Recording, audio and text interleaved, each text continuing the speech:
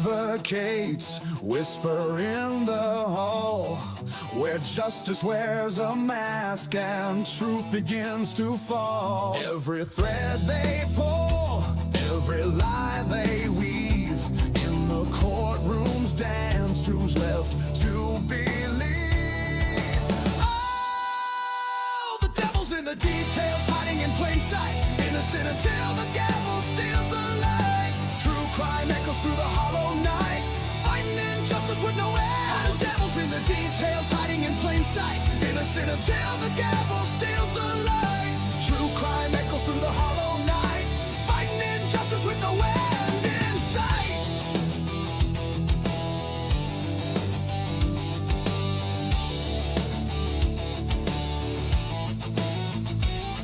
A photograph fades where the truth once stood.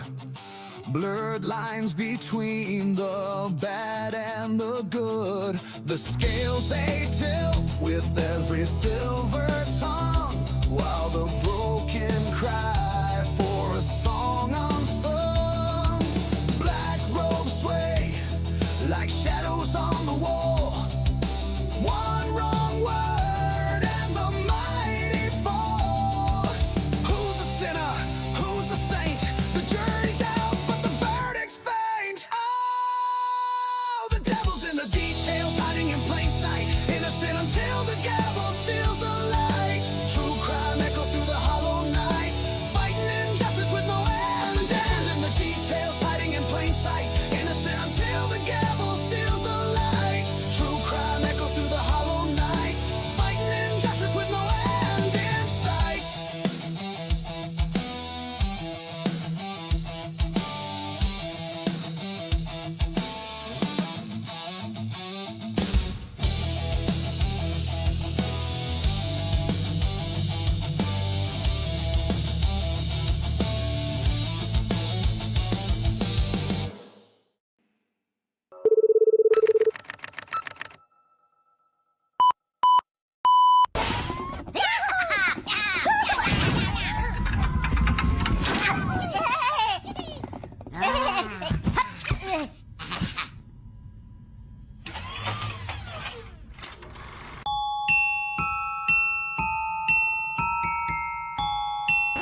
Ladies and gentlemen, do you want to know why I'm here today? It's not because I want to give you a pep talk or because I want to make you feel good about yourselves. No, I'm here to tell you the truth.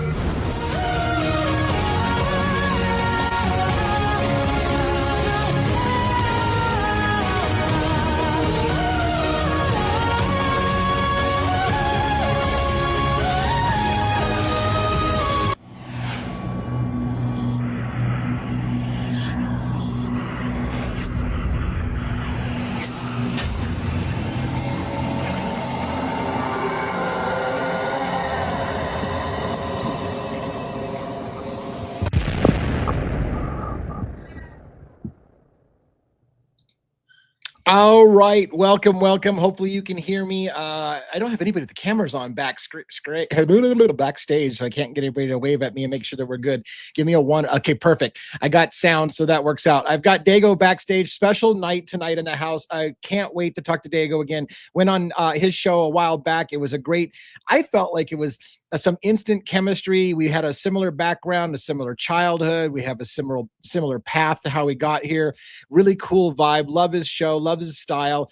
He has a lot of people that run in his circle that are different than mine. So I'm excited about the idea to blend our two communities and get them to see each other a little bit more and get a little more exposure, because really at the end of the day, I think we're all fighting for the same thing, which is truth and transparency, making sure that they got the right people in the cases that they go after, that there's not a miscarriage of justice, that the law enforcement didn't get heavy-handed and start hiding things to go after the guy that they had. All those things. I think he kind of thinks the same way I do on those kind of aspects. We'll get him up here to talk about that and clarify it. But just to let you know, the way this is going to go tonight, I'm going to bring Dago up very, very shortly. We're going to talk. We're going to kind of chill a little bit. And then one by one, I'll bring the panel guests up and we'll kind of get a roundtable discussion in. I do welcome people to ask questions in the chat. Hopefully, Robin and my mods will be watching the chat and making sure to pin stuff that maybe we want to talk about. If somebody wants to come on and talk to us as well, we'll have the link available for you to do that as well. Keep in mind, we do have a full show as far as with, we're going to have Dago, we're going to have our NYPD officer, we're going to have Robin, the co-producer, we're going to have Estes Crime Maze. We may even have Joe from State of the Jeep show up. So that's a lot of people to pack on the screen at one time. So we may juggle some things and figure out as we go, but we do have some room potentially for some comments from you or some people to come up and take that opportunity. Like if you've been on my show and you watch Dago and you haven't had a chance to say hi, jump on here and say hi to Dago as well. So without further ado, hopefully Dago's ready to go. I will throw him up on screen and we will do this one at a time. And I'm going to unmute his mic. How are you doing tonight? I am doing amazing, sir. And thank you for having me. How are you tonight? I'm great. I love this Christmas vibe you got going on. You know what's funny is our tree in the front yard, right? Our front room, we still don't have the lights on it. Like it's almost Christmas and we can't get the lights because we can't get the lights to work. We've restrung the tree. It's a mess, but I like what you got. Here sat here with 4 lights lit up on it for about a week. The one in the living room was already done. White lights. That's my wife's tree. She does all the country white, crispy looking, perfect stuff. I like the old school colored with all the weird looking ornaments on it. That's my thing. So yeah. You know what's funny? Like when my mom was huge into Christmas, and I always loved, and I never had a all white Christmas tree. I love the ones that are super white, and I also like the weird ones that hang upside down from the ceiling. I've seen those. Yes, I like some of the odd stuff. Can't get my wife to get on board with that thing. But anyways, happy holidays to everybody out there in America and everybody who celebrates in their different traditions and their different ways. It is. For a lot of people, it's a special season. For a lot of people, it's also a very stressful season because you got family coming in and all those things. And yes, this is a hard time for people a lot of times. Yes, I agree. Go ahead, I'm sorry. No, I've been looking forward to talking to you again. You and I, like I said, when we talked that first time, and it was the first time cold on camera that we'd ever met, I just felt like we had a kind of a very similar path, a very similar vibe. Yeah. So it was very cool, and I really enjoyed talking to you. So when you were saying that, and in your intro there, I was backstage nodding. I don't know if you could see me, but I agree. It was like an instant chemistry. I've been telling them that all week, talking to my community. Like I get excited about this. I really like your vibe and the flow that we had, and it's natural to me, and I love it. So I'm grateful to be back. It's funny because your show kind of has a similar, like I started to do this Crimes After Dark because I dropped some F-bombs and whatever. And it seemed like you have like an 18+ community thing on your thing as well. So we both have the whole like, hey, this is not a kid's show. We're gonna drop some language. Maybe 100%. We're gonna talk about some. Yeah. So again, we're in the same wheelhouse, probably the same don't give a shit attitude about some things in life.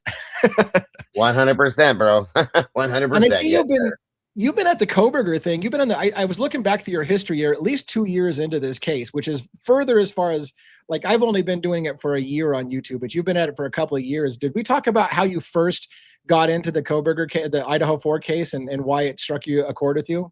I don't think we did. I know I did with I was thinking of Custody Queens, but I did with them, but not with you. I don't think so. No, I've been on this, to be honest with you, completely, Lee, since November 14th or 15th of 22. I started on this, and right away. Yeah, I took a break. I did take like a 6-month break where I backed away. There was not a lot of information to go in and this and that, and I got a little frustrated, and I just kept doing my other cases, and then I came back. And I haven't been able to get away from it since. I'm truly and honestly, you'll see me say it and hear it in chat. I hate this case, but I'm addicted to it. I can't get away from it. I can't. So yeah, and it sucks because if you do hate this case, we're probably going to talk about it a lot tonight. But it's funny that you said it. I got into it as well when it first happened, and I was intrigued. And then the gag order came in, and I kind of was like, "Well, screw it. There's nothing to talk about. It's 100% gagged. We're never going to get." So I quit talking about it as well. So again. Similar, where we saw identical. Actually, that's what happened with us because we would talk about things, and it's like people are asking me, "Can we talk about this? Can we talk?" We can, but we've already talked about what we can talk about. There's nothing left there because they gagged everything. We would go looking and diving and looking for stuff, little things to talk about, but then that got so old, and it's like, guys, there's other stuff I got to cover, and we'll come back. I promise you. And anytime there was an update or any kind of a hearing or anything, I was always there with it, always, 100%. So yeah, and what got my attention as part of what you asked me, I didn't answer you right away. I'm sorry. Is I think, honest to God, the 8-hour delay is what caught my attention on this case. 100%. Yeah. First and foremost, I said, like, who the hell doesn't call the police for 8 hours when a crime happens? And so I wrapped myself up in it. And then the PCA came out, which was another whole catastrophe. So I went from there forward. And once we got through all that stuff and we did a little bit of digging there, like I said, we took probably a good 6 month, maybe 8-9 month break. And then when I came back, I got strapped in. So yeah, it's when it first happened for me, I had a buddy so I went to school in Pullman and okay. WSU, and I would go over to Moscow, and it was kind of funny because I remember when people would say, this guy went over to a whole different college campus, and like those two campuses touch each other and the students interchange with each other. And I tell you what, like when I was going to Pullman, there was more to do in Idaho. There was more reasons to go to Idaho. So everybody hung out in Idaho. So I was like, you have to understand, going over to Idaho means nothing. There's nothing special about that. Those two campuses are going to interchange students all the time. But it was funny because when a buddy of mine, when it first happened, he said, yeah, did you hear about somebody from, WSU killed 4 kids at the, in the stabbing or whatever? And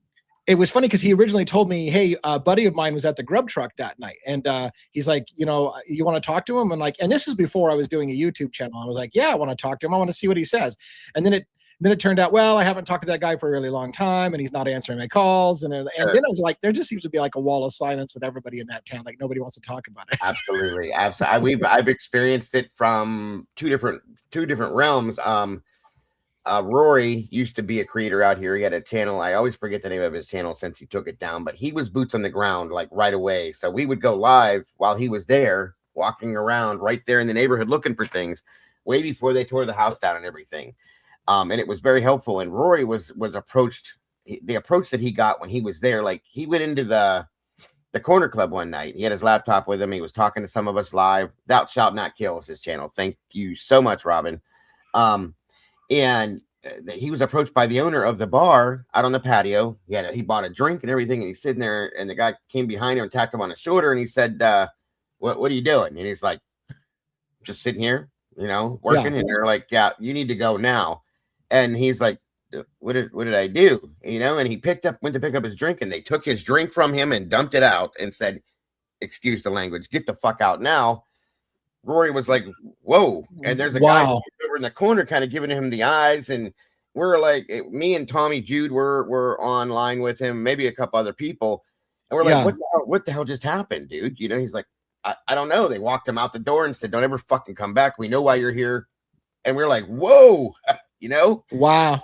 It got a little bit weird after that. So at first, it's funny that you mention it because I always thought it was illegal. I thought it was illegal to record video inside of a bar because and so I thought, well, maybe they're giving him that treatment because he's recording or live streaming from inside of a bar, which is bad form because you don't when people go to a bar, there's a privacy issue, right? You shouldn't be able to see somebody getting loaded and stuff like that. And of course.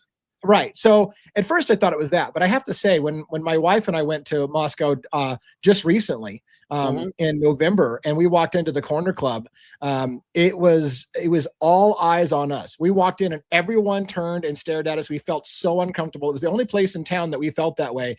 We were instant outsiders and everybody was staring at us until I said, I think we should get a drink somewhere else. And we just left and everybody stared at us as we left. It was a creepy feeling. Like there was same thing Rory said. And that's why he went outside too, Lee, was because he didn't want to make anybody uncomfortable. He went outside. I guess they had picnic tables in the back patio or something.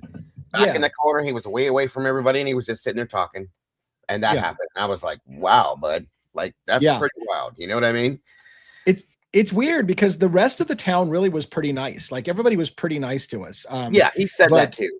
Yeah, but the corner club was super cold reception. Maybe I can't imagine they've been getting a lot of harassment. Maybe they're just tired of people's shit. But I just don't know. That place has got a creepy vibe to it. It was really bizarre. I had the same experience. So it was pretty odd. I wanted to talk to you a little bit before I bring my panel up. I wanted to talk to you about a few things. You're aware that I wrote a request to the Idaho State Attorney General's office requesting them look into opening a criminal investigation in the Moscow Police Department for potential mishandling of this case and possibly criminal Right.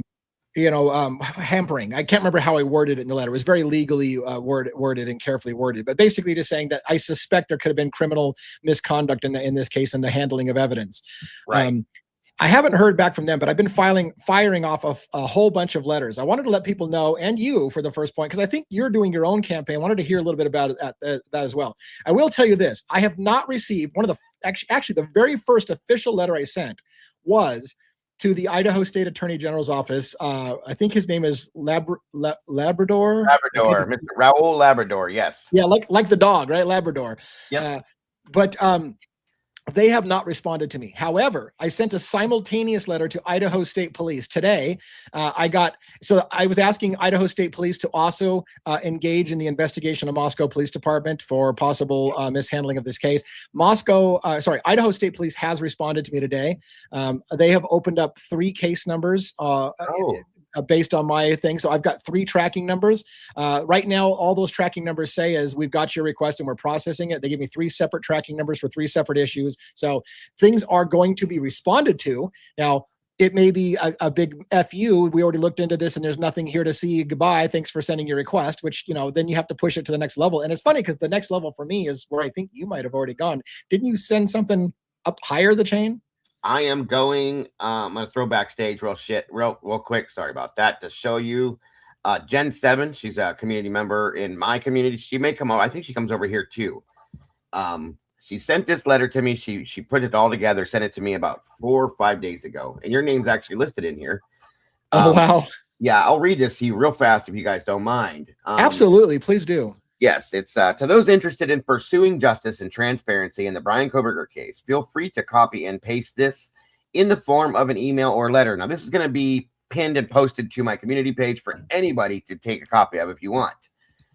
Feel free to add and edit anything you wish. Feel free to send it to independent media channels, independent radio broadcast channels, community channels, DOJ, and other agencies that you feel need to be made aware of the issues that we see in this case in its presentation to the media.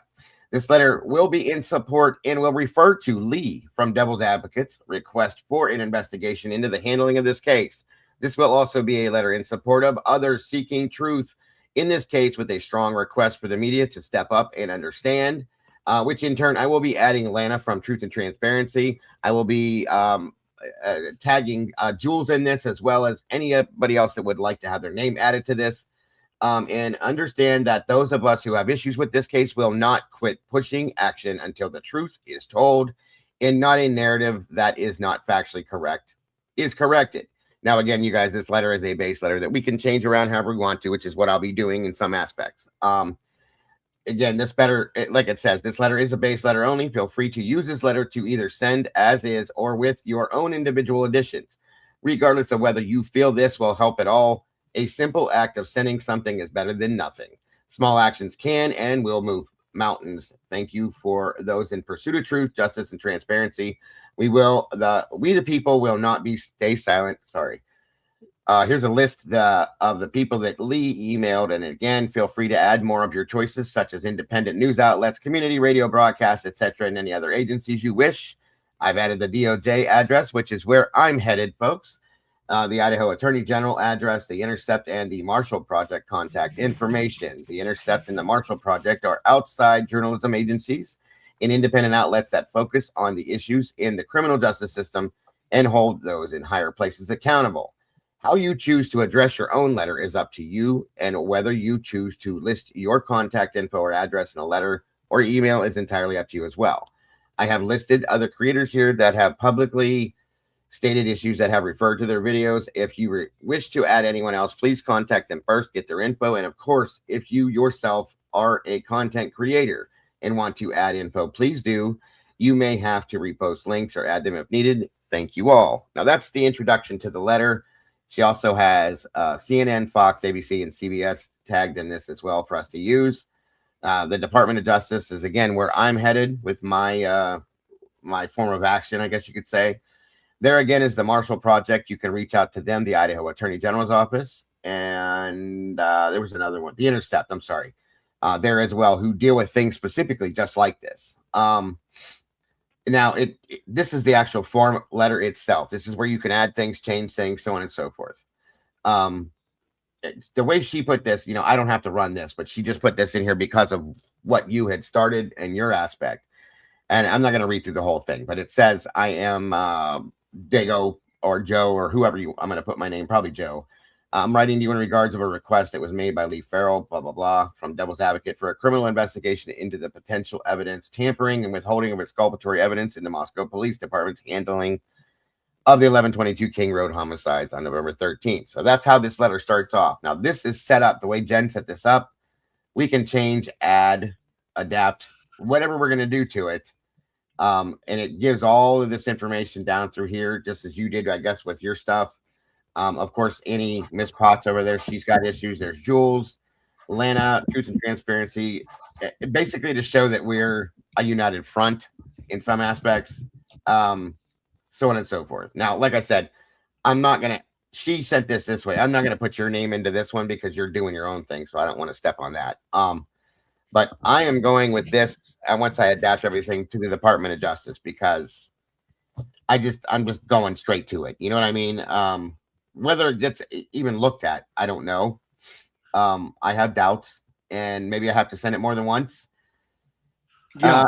I was thinking about sending off to the where's it at there? The Marshall Project, as well as the Intercept as well, and just to see if there's a response there. And then whatever they say from there, maybe we'll have something to go with there. So.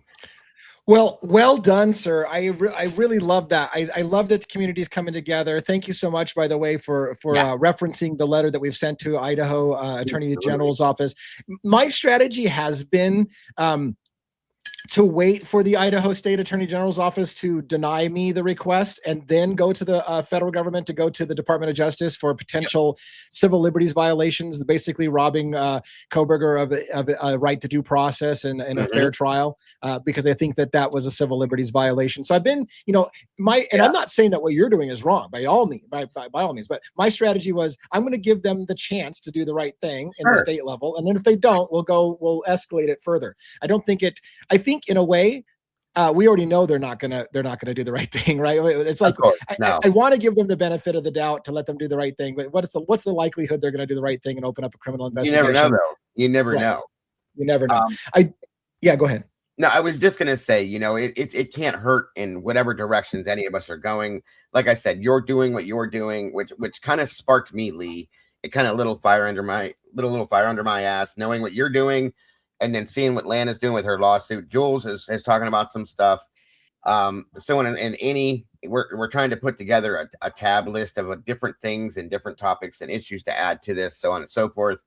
Annie's talking about the DNA stuff, all of that. So if enough noise is made, I don't care who you are and where you're hiding, you're going to hear something somewhere. That's the way I look at it. So, and it's sad because when I wrote the letter to the state attorney general's office, I thought to myself, this literally is just scratching the surface. Like I could have tried to lay out a million reasons why they've overlooked and mishandled this case already. And it could have gone on and on and on, from even comments that Hippler said where he wasn't happy with the way the evidence was handled in this case. There's stuff on records I could have cited, but the letter would have been 57 pages long. And so I thought, which way do you go? Do you start the process with something, that has teeth to it, and then say, by the way, I've got more? Or do you here's a 57-page book, of all the things, look into it? I didn't know which way to go. So I went more simple. I went more simple with, hey, this alone should be exculpatory evidence, this alone. And so you should open investigation, but I plan on giving them a whole bunch of extra stuff. So again, good job. Thank you so much for doing that. And by the way, I want to share with, for those who want to draft letters like that or get behind Dago's not attack, his method, my method, whatever. I want to remind you, I have a website, devilsadvocates.info. Yeah. This is what it looks like. There's a documents area. This table that you see on here has all the letters that I've sent out to all the different agencies and the some of the responses that are coming in. We're getting responses from a bunch of agencies. I'm tracking it. There's page after page after page. I mean, at the bottom of this, by the way, is a PDF version of that original letter to the State Attorney General's office. So you can see my wording if you want to, things like that, along with the attachments that I sent to the Attorney General's office. So there are more letters for sure, but I gave you some so that you can see what's been done. I wanted to give you another status. How do you feel, by the way? I don't know that you and I've talked much about it. How do you feel about a character by the name of Brent Lee Kopacka? Have you ever suspected that he might have had an involvement, or is he completely ruled out in your mind? That's a good question. I have suspicions of things based on things that we've researched, that we've seen, that we know. We were actually looking into this a little bit the other night about neighbors in the neighborhood of the 1122 house in relation to Kopacka himself, possibility of girlfriends living there, Brent. So I do have a slight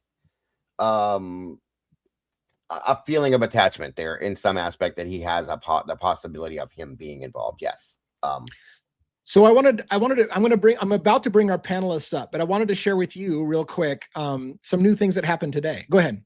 Absolutely. I just wanted to know real quick if you can just give me about 3 seconds to welcome my community. I see we're dual streaming. They're joined in here. I love these people. I'm not going to name them all out one by one, because there's a lot, but I greatly appreciate all you guys joining us. My amazing and beautiful moderators in the house, and handsome as well, because of Mikey and Randy. I appreciate you guys so very much for joining us. All of you guys for being here tonight with the advocates. I'm super excited about this and about all of our communities coming together the way they are. I love you guys. I appreciate you so very much, and thank you for being here. Sorry, Lee, go ahead. Yeah, no, I'm glad you took the minute. I mean, I'm sorry I didn't give you some space to do that earlier, but you're good. But yeah, I love it, and welcome to your community, and I hope that they are enjoying this conversation. So the things I wanted to share with you, Moscow Police Department has been relatively silent. They haven't responded to any of my requests, but I do know that they're getting certified letters because I sent it with that green card that requires somebody to sign. So I've got the names of people at Moscow Police Department that are signing for it. So there's that. I filed. Here's one of the scary ones. I think it's kind of scary. I filed. How do I word this? Gosh.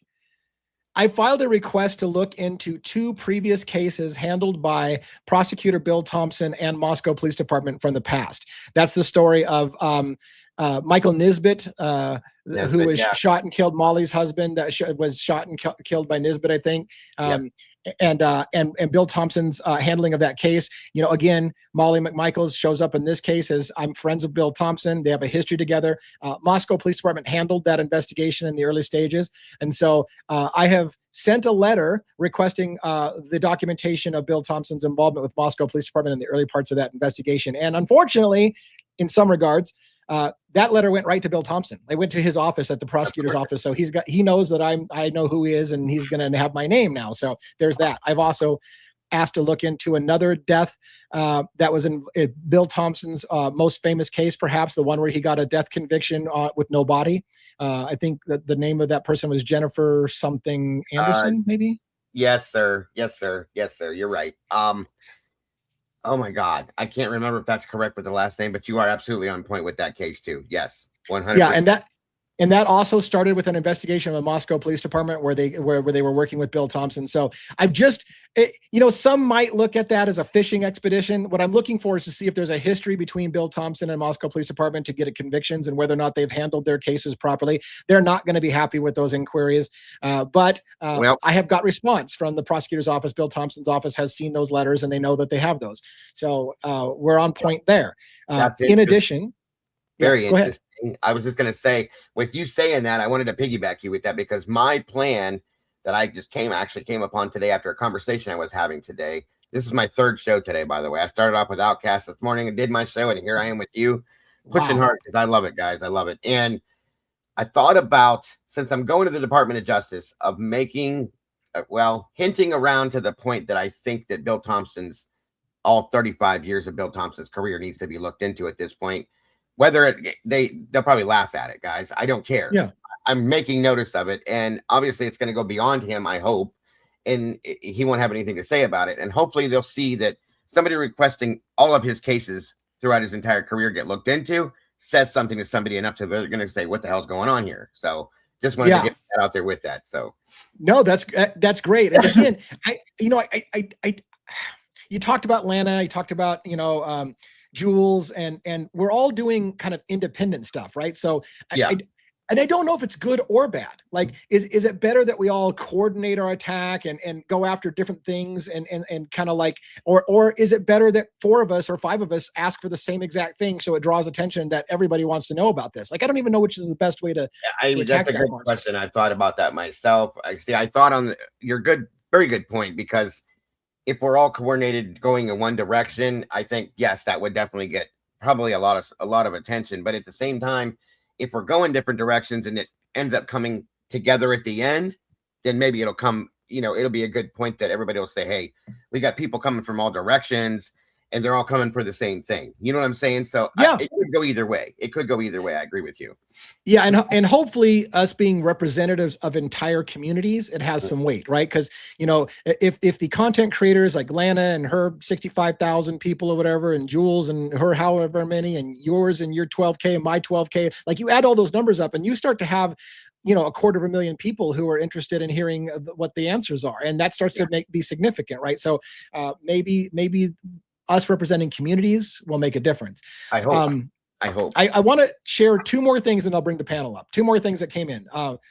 Pullman Police Department, as well as Whitman County, have responded to Brent Lee Kopacka's shooting death, as well as the surveillance footage of allegedly showing Brian Koberger leaving Pullman, Washington for the murders and coming back. There's a missing time frame. Somebody like Pavarotti was mentioning that the 253 video is missing. I've requested that video. They've responded and said they're preparing the documents. So hopefully we will see those things. They have responded. They've given me tracking numbers. And right now, all they have is, we've got your request and we are working on it. We'll get back to you when it's prepared. They haven't said no, but that also could be that their answer will be, we've looked into it and there's nothing for you to see. We'll see. But things are in motion. And the last thing I want to share before I bring my panel up, because I got a full panel now. I got everybody waiting backstage. I got Joe from State of the Deep. I got Jason Estes from Estes Crime Maze. I got Robin, the co-producer. I got 1-1 or NYPD. Everybody's lined up and they're chomping at the bit to get at Dago. They're just going to kick the shit out of you right when they get on screen, I'm sure. Tear it up, brother. Tear it up. but some other things that happened today is I got I got a FOIA request responded to with documents given to me by the Department of the Military on Brent Lee Kopacka's history. And so I got 3 pages. It wasn't a lot, but I do want to share with you the gist of what they gave me. At first blush, it looked like they gave me nothing, but they did. What they have confirmed for me is we can no longer, in my opinion, for me at least, no more rumors. We know Brent Lee Kopacka was 82nd Airborne. He was 100% in combat in 2 different military campaigns, and I know exactly what military campaigns he was in. He was in Afghanistan. He went toe-to-toe with the enemy. He got shot. I'd say, I don't know if he got shot. He got injured, got a Purple Heart, which means that he was injured by enemies. So it wasn't an accident. It wasn't something like that. He was injured in combat. He was combat trained, and he did not have any that I could see. He had no misconduct. He had no court martial. He had no reprimands. He left on good terms. He did have some issues that he needed to get ongoing care for. So at the moment, all I can say is this. I've also put in a request for certain other people involved in this case. For example, a Brett Payne, who was in 82nd Airborne as well, just to confirm that their dates of service don't overlap with each other, because that would be an interest point to me. But what I can tell you is right now, without having Brett Payne's military history, I've got a crap ton of Kopacka's military history, and I can it's no longer rumor about when and where he served. I even know what theaters of operation he was probably in. He was part of the anti-terrorism movement right after September 11th, when there was a big huge war on terrorism. He was part of the anti-terrorism war on terrorism. He got commendation letters, he got medals, he got and again, 2 campaigns. We know exactly what campaigns he was in and what theaters of operations generally he was in, not necessarily what cities or what he was in, but at least what 2 campaigns he served in. So we got a lot more than you think. One last piece I'll tell you that was interesting is they redacted, and I was kind of pissed off about it, but it's apparently standard. They redacted where he went to high school. It says that he graduated after 4 years of high school, and they redacted the high school name and location. So I have no idea where he went to high school. I really would like to have that information. I think we might have that info, Lee. My videographer, Molly, I don't know that she's in here yet, but she may be here. She's a videographer on my channel. She's a moderator. She's been with me from day one. So she actually she might have that info. I'll get back to you on it. If I do, it's yours. Outstanding.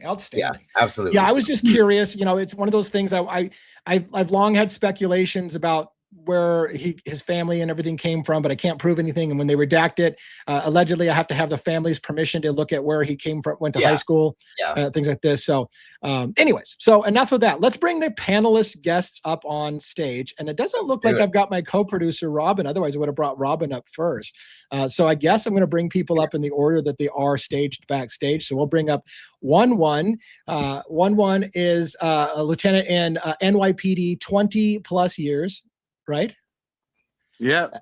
How are you guys doing? How are you doing tonight? By the way, I've heard Dago. Yeah, I heard you're full of shit. You're not really NYPD. This show's a sham. You're not really NYPD, but I mean, yeah, I'm fake. It's Halloween. It's Halloween every day for me. I don't know. You gotta love it. Thank you for your service, brother. I appreciate you. Much respect. Thank you. Yeah. I was pretty hot when somebody told me that he wasn't NYPD. I'm like, look, assholes. I literally went, I verified this guy's credentials 6 ways from Sundays. I know he is who he says he is. So listen, this is, get used to it, bro. I'm a retired firefighter, EMS medic, all that stuff. And early on in my career out here on YouTube, they tried to do the same thing to me. Don't feel bad. Yeah. It's just par for the course. People are just horrible, and yeah, it is what it is. Let's bring on Jason Estes from Estes Crime Maze, who's backstage. Estes, how you doing? Oops, I'm gonna get you unmuted. You're muted, so you probably can't say anything. Hold on. I don't know if Robin and I are fighting for your microphone, but I can't seem to unmute you. Their mic is not connected. Jason Estes, it says your mic is not connected. Yeah, could not possibly hear you because your mic is not connected. Let's bring up Joe. That was good. That was good. Oh, that's great. That's great. Joe, Wow. What's up, everybody? What's up, Dago? DA. Evening, sir. Good to meet you. Good to see you tonight. I like you already. We have the same name. Right on, brother. Yeah. And we'll get Estes going. I'm trying to get him sorted out with his technical stuff, but he's I think he's got a mic. I think he's got a mic. So have you guys met at all before, Joe and whatever, Dago? No, we haven't. I've seen some of your stuff, and I've seen you on with Birdie, and I'm from, I've been following the Idaho 4 case for a long, from day one, pretty much. So. Absolutely. Well, it's good. It's very good to meet you this evening. Yeah, my real first name is Joe. Dago's a nickname, obviously. My parents were not that high. They did not name me Dago. But yeah, that's why my real name's Joe. I have no fault with telling anybody that. Most of my people know that, so that's why I said that. But anyway, it's great to meet you again. You too, brother. And it's funny because normally I would have brought Robin up first being a co-producer, but she came back on stage late. So I'm going to bring Jason Estes and give him another shot with his microphone. Estes, how you doing? Are you there? Fucking right, man. Hello, DA. 1-1. Dago. Very interesting conversation between you and DA. And hello to the amazing, of course, Joe from State of the Deep, goes without saying. And yes, I'm honored to be here. Can I give a quick shout out to the audience? Well, you can, but I will tell you, when you lean forward, all we get is a great shot of your nostrils. So you need to Say that again? I said, when you lean forward, we get a great shot of your nostrils, but we don't get to see your eyeballs. So you got to. Oh, just a sec. I'm so sorry. There you go. There you go. Yeah, that's much better. Thank you. Oh, great. Shout out to our amazing audience, of course. Thank you for being here, to the fantastic audience. And I just want to say again, I'll take some of one's words the other night with his amazing intro. This is the most riveting, captivating, I believe, entertaining true crime channel, along with Dago, of course. We can't forget that man out there. And I wanted to say, here on Devil's Advocate Show, we're not here to lie and deceive you, certainly not. And we're not here to shape in public opinion and behavior to brainwash you like many of our 3-letter agencies out there or corporate media. No, we're about hard facts. We're about receipts. We're about powerful truth. And of course, we're going to offer our amazing opinions, unique perspectives at times, and tantalizing revelation and speculation. With that being said, one more thing. Our goal, I think I can speak on behalf of DA and our guests to say, our goal is to provide, again, truth and transparency, demand accountability, has been said many times on this show, right?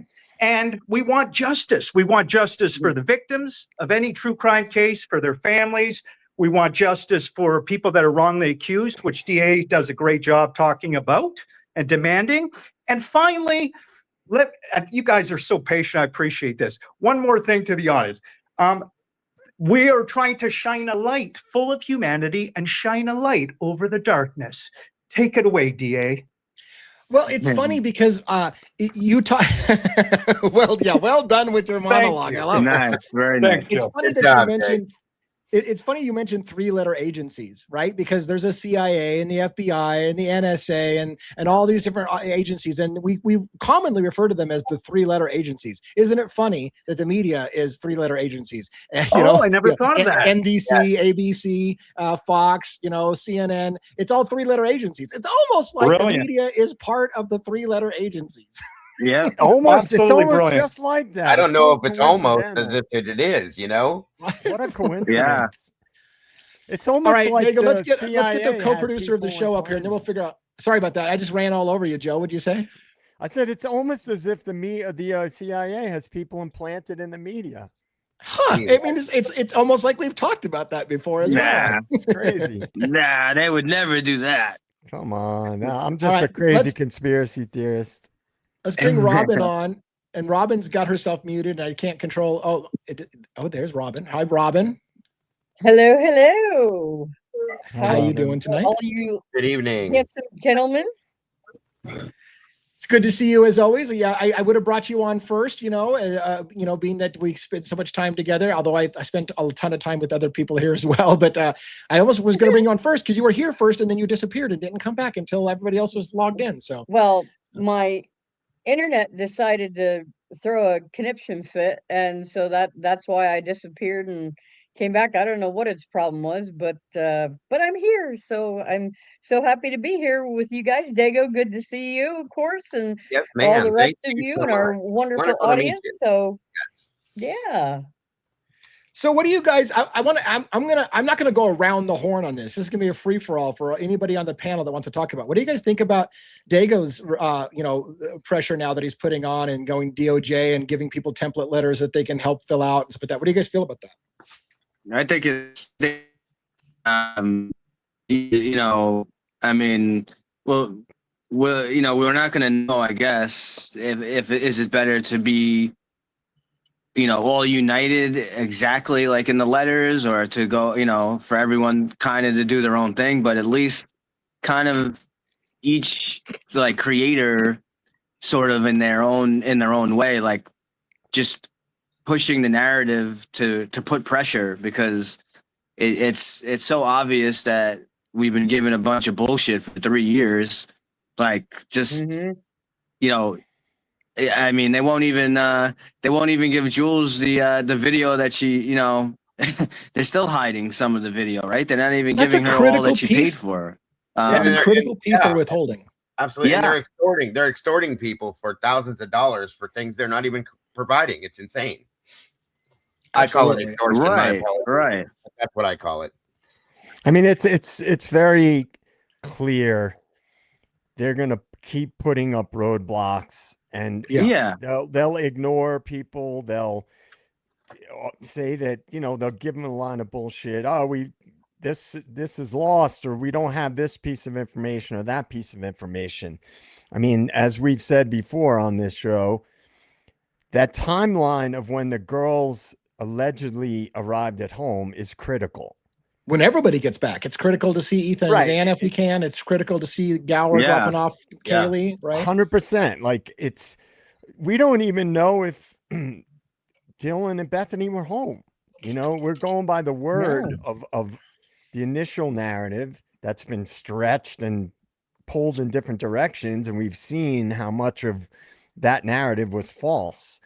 So if that is false, and everything else we've seen thus far is false, it's a pretty good possibility that the whole narrative itself has been false all along. And I don't want to sound like a broken record, but I will. I said from day one, the feds are involved, you can be sure we're going to be lied to, and that's about all you can be sure Yeah. of. Yeah. Yep. Yeah. Yeah, it's sad And because I mean, obviously the feds I were mean, involved from almost day one. Like they literally said they were co-located with them since very, very early in the investigation, at a minimum December 5th, but maybe even before that as well. I'm sure it was probably before that as well. and Lee, your So video today, the premiere was excellent. I mean, just Yeah. showing it side by side. Yes. You know, watching a few minutes, whatever, 5, 6, 7 minutes of the 410 to 420, and you hear a few noises here or there, but really the thing that was pushed with that, whether mainstream media or maybe wasn't exactly like Moscow PD or Idaho State Police, but it was pushed in the media. Like, oh, look, you hear, oh, Murphy, you hear the dog barking at 417. That's when the crime happened, and going nuts. And again, like my big thing with that, like why would the dog start barking just when someone leaves the premise? Yeah. What happened when I'm a big dog person. I mean, I have a German Shepherd, but what about when he enters? Why isn't the dog that's the thing that alarmed me? Like, where is the dog barking at 410 or 409 or whatever? Whenever he got into the house, where's the dog barking? And really you showing that side by side, like I almost wanted you to play some crickets in the background, like stuff more kind of. I mean, I was like, this is crazy. And you hear just 2 minutes, not even a few minutes of that audio that you played from 2:30 to 3:30, and it's like, it's just the pro burgers, right? Yeah, it's just a bunch of college people. I say it again. I've been to many parties and whatnot. I even asked my wife. I had my wife listen to that. She's actually part of a sorority, and I asked her. I was like, I know you've probably been to like hundreds of parties and whatever. Does this sound like anything normal? And she like fell on the floor when I mean, they're blood quenching screams. I don't know what parties these people go to. Good point. At the risk, I don't want to overtalk, our guest Dago and not give him space, but I wanted to point out something. Someone said to me when they heard me go over that video, and they're close to me, they're a friend of mine, and they said, well, to be fair, you can't tell what's happening. You don't know where those sounds are coming from at 2:30 to 3:30 in the morning. There's no proof whatsoever that came from the house behind. And I had to say, as politely as I could, I don't know if you've forgotten this, but the burden of proof is on the state. It's not for us to prove that was people being murdered. It's for the state to prove Brian Koberger did the murders. And so you're missing the point. Yes, you're right. Yep. I can't prove to you where those screams are coming from. But you tell me Koberger killed people between 4:07 and 4:17 in the morning, and there's nothing you can hear. Zero you can hear. That's the problem. You're missing it if you think that we have to prove to you who was screaming at 2:30. I do not have to prove that to you. You have to prove to me why we don't hear anything during the kill window when people are fighting back for their lives. Amen. And if I can real quick piggyback off that, I just ran yesterday on one of my shows. I played the 225 or 225 to 3:30 video that Jules had, and then I went and I played the 4 to I played from 4 to 4:27, I think it was. There's complete differences, folks, and you guys know this. You've heard it. I've watched you guys listen to it. There's no sounds hardly at all other than the dog that starts barking at 4:17 on that video as compared to what we hear in the 2:35. All the times we hear it in the 2 o'clock video. It's insane. So explain to me why that's different so bad when you're telling us that this is the time that this happened and we don't hear a damn thing. I'm sorry. And let me make the counterpoint that I didn't make in that video. If I had played for the people who think Koberger did it and have no question he did it. If I had played those same sounds and said that happened between 407 and 417, everyone who was against Koberger would say, that's fucking proof right there. Proof. Look at him. Sir. You can hear him slaughtering those people. They would say it all day long. But because it's not Koberger, they're like, well, you can't tell what that is. Thank you. Think about it. Be honest with yourself. If you're out there in America and you think Koberger did it, if I played those sounds for you and said that came from 407 to 417, tell me you wouldn't be all over it all day long telling people, oh my God, you can hear Koberger killing people right there in that audio. They would have been partying over it, bro. Yes, yeah, 100%. And the idea of the cleanup has been floating around since very early on.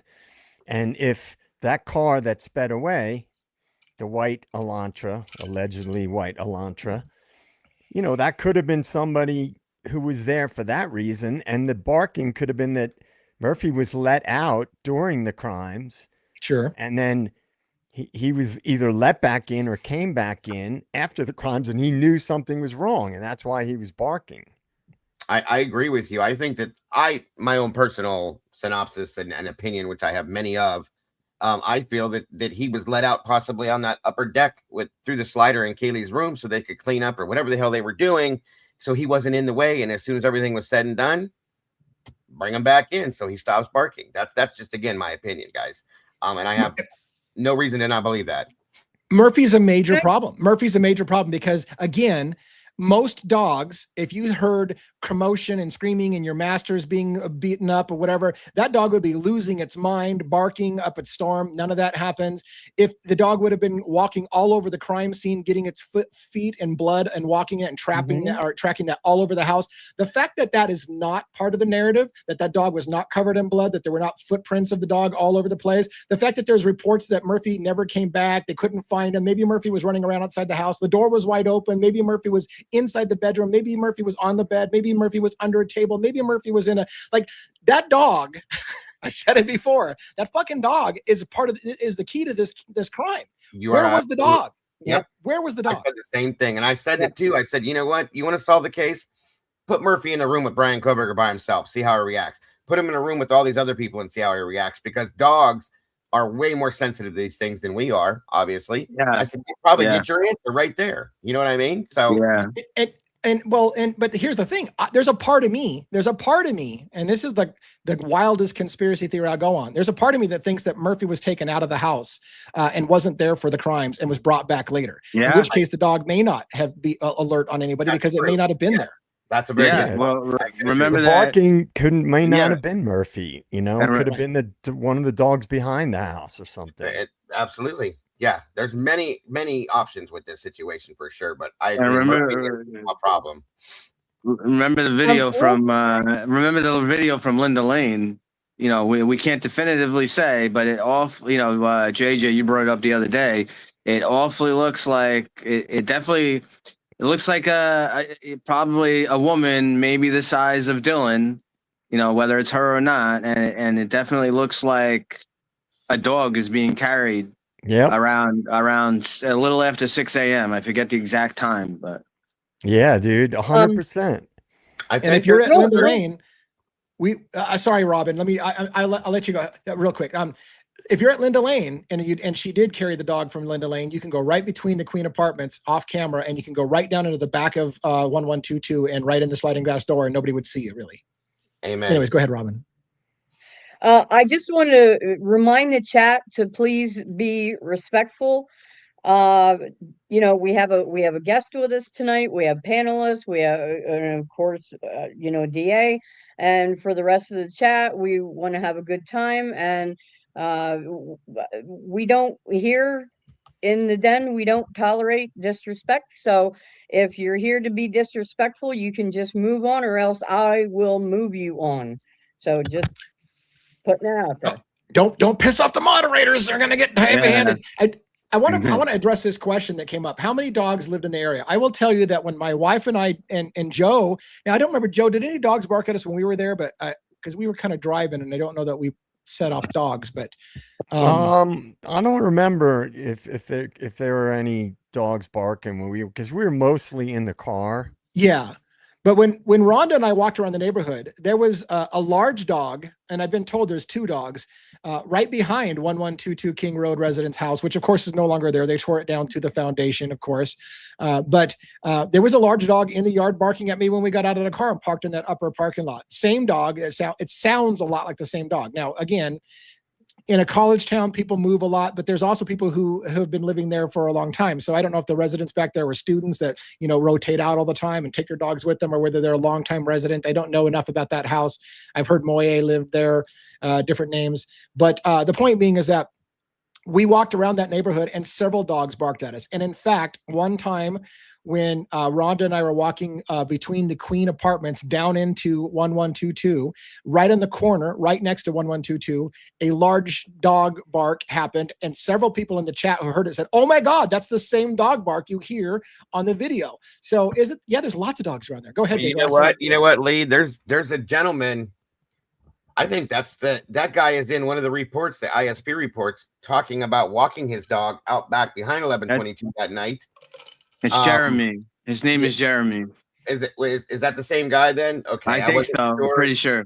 Because is it the same guy that claims that he walked his dog, goes back to his apartment, goes to bed, and then he hears a knock on his window at some point that night, and his dog got a little unsettled. I remember reading that report, and it was right on the corner, right next to 1122. So I was wondering if it's the same place. Queen Road Apartments, because of the way the ground is graded there, the upper two levels of 1122 point directly between the Queen Road Apartments, which are they were on perpendicular, right, to the lot of the 1122. And so the noise would go like down between those two buildings, or those three like an buildings, echo chamber, like a tunnel. Right. So I believe that a lot of that Linda Lane footage, because Linda Lane is just past the Queen Road Apartments. And so I think a lot of that stuff that we did hear all those times on the Linda Lane footage was in fact coming from 1122, like the louder stuff. Because it's like a little sound tunnel right there. It's like a fishbowl. Yeah, everything that goes in comes right back out, and it's very loud. That's what I learned when Rory was there. And then the house behind is 1260 Walenta. Their backyard touches the backyard of 1122. The Moy house. So, yeah. So I again, but you could look at it. Well, then how come they didn't bark when? It's a whole thing with that. How come they didn't bark when someone went in? Well, maybe they just were let out to go to the bathroom. What I know is that house behind the 1260 Walenta, which is very interesting, is that's one of the houses that complained about made noise complaints. Yes. About 1122 at like 8 o'clock. Yeah. So this is what's interesting is they made noise complaints like 8:30 at night, but yet this is, after 4 a.m. in the morning, and one of the guys wakes up at he specifically says he wakes up at 4:17, and he's got a motion light too. The cop that the officer that did the investigation in that did a horrible. It's a female officer. Horrible report. She doesn't write down. She doesn't ask or write down. Maybe she asks, but she doesn't write down. How does he know the motion light went off? Did he look out the window? Did he what? And what's interesting, whatever it is, maybe he doesn't like the people there or whatever. If people in that house are willing to make a noise complaint, right, for a party at 8 o'clock at night or 8:30, and this guy gets woken up, he wakes up at 4:17 in the morning. You don't think he's going to call the police if their dog is barking for like 40 minutes straight? But what would be a reason not to call 911? Because you're not going to call 911 on your own dog, right? So and 417 and 417 is when the dogs lose their mind. So right. So it's funny because again, this is why I made the argument. That driver never got out of the car. The dogs don't lose their mind until somebody comes out of the house, is what I suspect. That's why the dogs don't lose their mind until 417 is why the motion detector didn't go off to 417, if that's the same night. Right. Because the driver never got out of the car. And here's the other thing I want to make. And I don't know, I didn't make this point on that premiere that I did, but another thing, I don't know about you, but I'm just trying to use some common sense. And if you're the kind of person that keeps your dogs in the house at night because it's cold and maybe you keep your dogs in the house, but you let them out to pee, you probably don't let them out to pee and then stay out there for 40 straight minutes barking their ass off. You let them out to pee and then you yell at them to get their ass back in the house and you put them away. So it indicates to me, in my logical, consider me crazy, but those dogs probably were out all night long, which means, again, they didn't lose their shit until 4:17. So nobody went into the back of the house by deduction because they would have seen that and they would have lost their mind earlier. Unless you say the owner let them out to pee, but then if he let them out to pee, why did he just let them stay out there barking their ass off for 45 minutes or whatever? It doesn't make logical sense. No, Those dogs were out all night long sense. and they didn't bark until somebody left the house. Good Well, point. the thing that DA I mentioned the other night is if the crimes happened earlier, which I think we are starting to feel like whatever went down, it happened between 2:30 and 3:30. That car that sped away, if that person could have been at the house for a different reason and they saw what happened and if they freaked out, so they run out, they're behind the house, that parking area, so they're making noise. That sets a dog off right behind them, let's say, barking.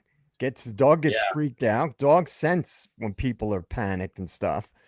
And then that's why the car peels out, because they're like, what the hell did I just walk into? Yes. Whether it was Kohberger or not, because there is that possibility. And I've said it before. I've had a belief, just a theory for a long time, that there were drugs going in and out of that house. Now, I've never said that it was one of the roommates was selling. I said somebody associated, I always say that, with that house was dealing. And so if people, it could have been a common house where people went to meet somebody to buy, to pick up, right? And so that car speeding away, let's just hypothesize that Kohberger was using. He had a history with drugs. It's not a far-fetched thing. So he could have been there for a totally different reason. And another thing that, people don't seem to realize is that, again, had there been a trial, even if they could prove definitively, which I don't think they could have, but even if they could prove definitively that Kohberger actually arrived at the house at that time, like you said, they could have said he walked in, saw something horrific, and then peeled the hell out of there and said, I want fucking nothing to do with this. I'm out. And maybe that's why he sped off at a high rate of speed, is he's freaked out. He's like, I want nothing to do with this. I'm going to get out of here as quickly as possible. And they would have had a chance to share that with the jury and say, you tell me that's proof of anything other than he panicked when he saw what he saw. They would have had a chance to make that argument. Go ahead, ST. To go on real quick. I don't mean, I'm sorry. Was somebody going to speak? My apologies. No, go ahead. Go ahead. I just wanted to add to what one was saying. 3 years ago, there was an interview done with a frat member that disguised his voice, was in hiding. He didn't want anybody to know he was talking. 3 channels interviewed this guy, and the same questions were asked and the same answers were given. And 2 or 3 of the main questions asked were, did people use drugs a lot in that house? He said, absolutely. He said, did people come to that house and buy drugs? He said, absolutely. And they also said, were people selling drugs out of that house? So on and so forth. And the way he explained it was, absolutely. There were people selling drugs from that house, people going there to buy drugs in other aspects. And there were people buying from that house that were buying drugs as well. So it was a hub in a sense, basically, is what he said. And it was the house. So 3 years ago, this was talked about. And then the guy disappeared. So like I said, 3 different creators interviewed him. He gave the same answers, same questions and all that. So it's obviously a point. And I felt that way almost from the beginning, one. So I just wanted to kind of back you up on that and say, yes, I absolutely feel comfortable thinking and feeling that 100%. So. and I want to back up what he said, but I want to give Jason Estes a chance to go before I back up that. Go ahead. Yeah, go ahead. Yeah. Okay. Thanks, DA. For a devil, you are one kind man at times, I'll tell you. But no, really, I just want to offer my opinion and first say I agree with Dago and 1-1. You guys talking about the drug angle. It took me a while to get there, but I think, like a lot of people have talked about, and you guys are, that whatever happened to those students, and again, Estes Crime Maze thinks they're alive, protecting the WITSIC program. They were rescued by the feds. That it had to do with drugs. That as you guys say, it was like a drug hub probably in that house. And then it doesn't take much for one or more of those students to be in danger, unfortunately, with their lives in danger. U.S. Marshals, I believe, would absolutely have known that, especially with the confidential informant in the house, most likely. And surveillance around the house, as Steve G said, and I bring that up over and over again, and I normally don't believe Steve G, but he told you the truth there. You have no reason to lie on that one. And then finally, I'll just say to Brian Koberger, DA, you did a great video, of course, on Brian Koberger. I haven't watched the full video, but I will. And I just keep thinking about him, that he's a Fed. Otherwise, why would he? We don't think he committed the crime. So I think reason, logic, common sense. Why else would they set this guy up as a patsy if he was an intelligence asset? Deep rabbit hole that he wanted to enroll in police department. We've talked about this a million times. And I don't think it's a far reach, do you guys, that he could be a Fed, an actor. And he had a beautiful tan in court, by the way, in those hearings. And yes, Estes Crime Maze and other people agree with me. He was on a beach somewhere and he came with a golden tan, and the feds are just laughing at us thinking, you can't put that together. But I know you guys can. I know you guys can on the panel in our audience. I appreciate that. Let me. Sorry, I didn't mean to point. I shouldn't be pointing. Like use your thumb like Bill Clinton, right? You said that. Anyways, let me pull the thread a little bit of the drug angle. So in the documents that I've read, it seemed that some of the housemates were into drugs and some of the housemates did not do drugs. So do you have a potential scenario where drugs were being done in the house? Other people in the house weren't happy with the drugs that were in the house. Maybe, and there's a dozen scenarios.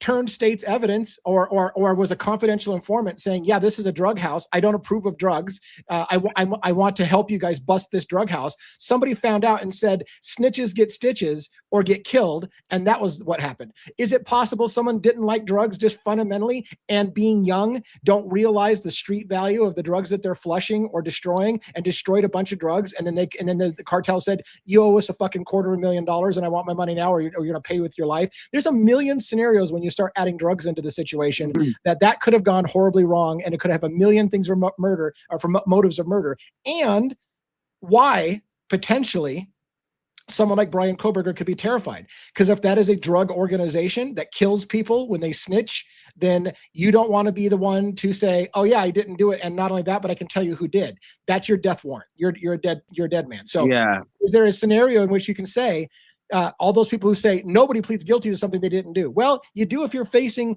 potential death, horrific death, by people who've already proven they will commit horrific murders. Again, this is going along the idea that somebody actually died, Jesse and Estes, and I realize you don't know that people died. Sure. The point is that if people actually got tortured and murdered, are you going to cross those people in any way, shape, or form and take your risk that you're not going to suffer that same kind of torture, horrendous torture, because they've proven they'll do it? So I don't know. But I got a new respect for law enforcement, DA, from 1-1 being on this show and getting to I don't know him near as well as you guys, Joe and DA, but, I know 1-1 doesn't have to say anything, but I think we always should keep in mind with the Idaho 4, don't underestimate the U.S. Marshals and that federal, the surveillance that they had, which we're lacking with the surveillance continuity footage, largely. We've seen some.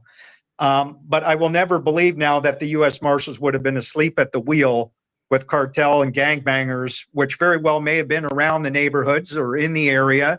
And again, a hit very well may have been out on some of these students. I don't deny that is a real possibility, but I think the U.S. Marshals very well may have extracted and did extract those students.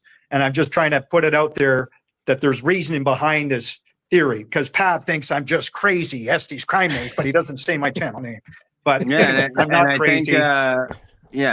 Jumping in with the drug angle, if we're going to talk about the drug angle as well, I don't think we can not mention Xana and Maddie's parents, right? Maddie's was it her mom and yes. Maddie's father-in-law or stepfather or whatever. Yeah. I mean, I believe they were arrested, I think, at the end, 2022. What was it? August or September? It was like a recent.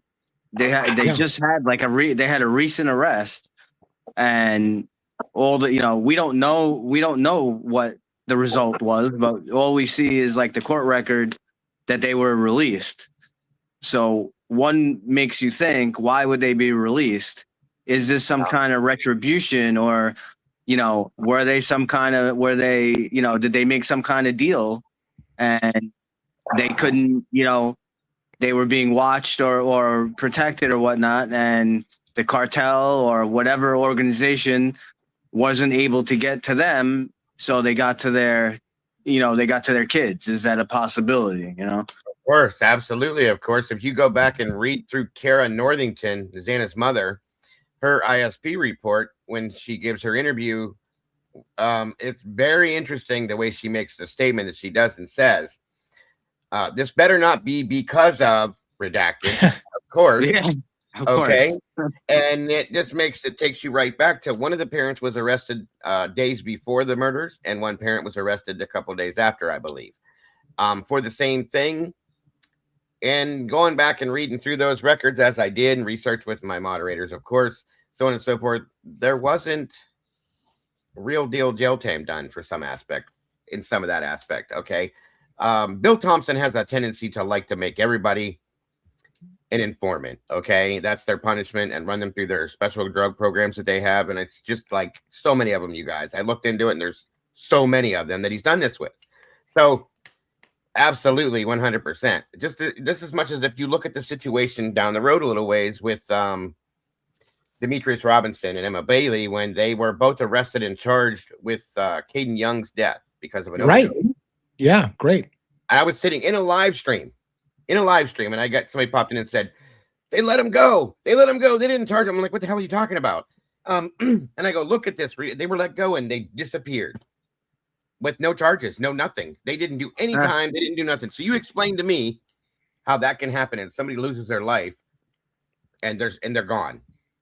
They're not in jail. They didn't do any. They did that little bit of time they did. They were supposed to be transferred to another place. All their charges are gone, and they're out of there. That makes no sense, folks. And I'm glad you brought that up, because I've requested to look into Caden's death as well, and why Emma and Demetrius were let go on that. I'm requesting those records as well. So I'm glad that you brought that up. And we discussed that last night, Dago. On here. There is video of Emma Bailey leaving that house. There's body cam footage of her leaving 1122 King Road on one of those body cam footages that were released. I thought there was too, Joe. I was right there with you on that. And we went back just the other day and reanalyzed it. And I have to say, unfortunately, it is not her. But, and I'll show you what I meant if you need me to. She has been to that house. They have both been to that house multiple times. I have a person that knows kids that was there that come to my channel many times 3 years ago that proved that they had been to that house more than once. And that Xana and oh my God, Dylan actually were very good friends to Emily at some point for some reason or another. So see, I thought she was there too with her friend Marilyn. We went back just like 4 or 5 days ago and looked at it, and it is not her. It's very close to her. I'm sorry to say that, but I thought it was too for 3 years. And rumor had it, Dago, since you have some history with looking into them, rumor was that Demetrius was an extremely violent person. Is that did you suss that out and prove that's true? Extremely violent, sir. Yes, very much bad criminal record. Had been there for a long time. Was very well known by a lot of the older people in the area. It had been doing it for quite a while, and then what happened with Caden happened, and then all of a sudden, bing bang, and then he had a past record, which is something else that bothered me, you guys, because if you're being charged with somebody's homicide or being responsible for a homicide, that back record should have played into that. But whatever they did to get out of that really worked, because he takes off and he's in Vegas now, free and clear. Not one charge held over his head at this point. No time held over his head. No more going back to court. Blows my mind completely. It's absolutely insane.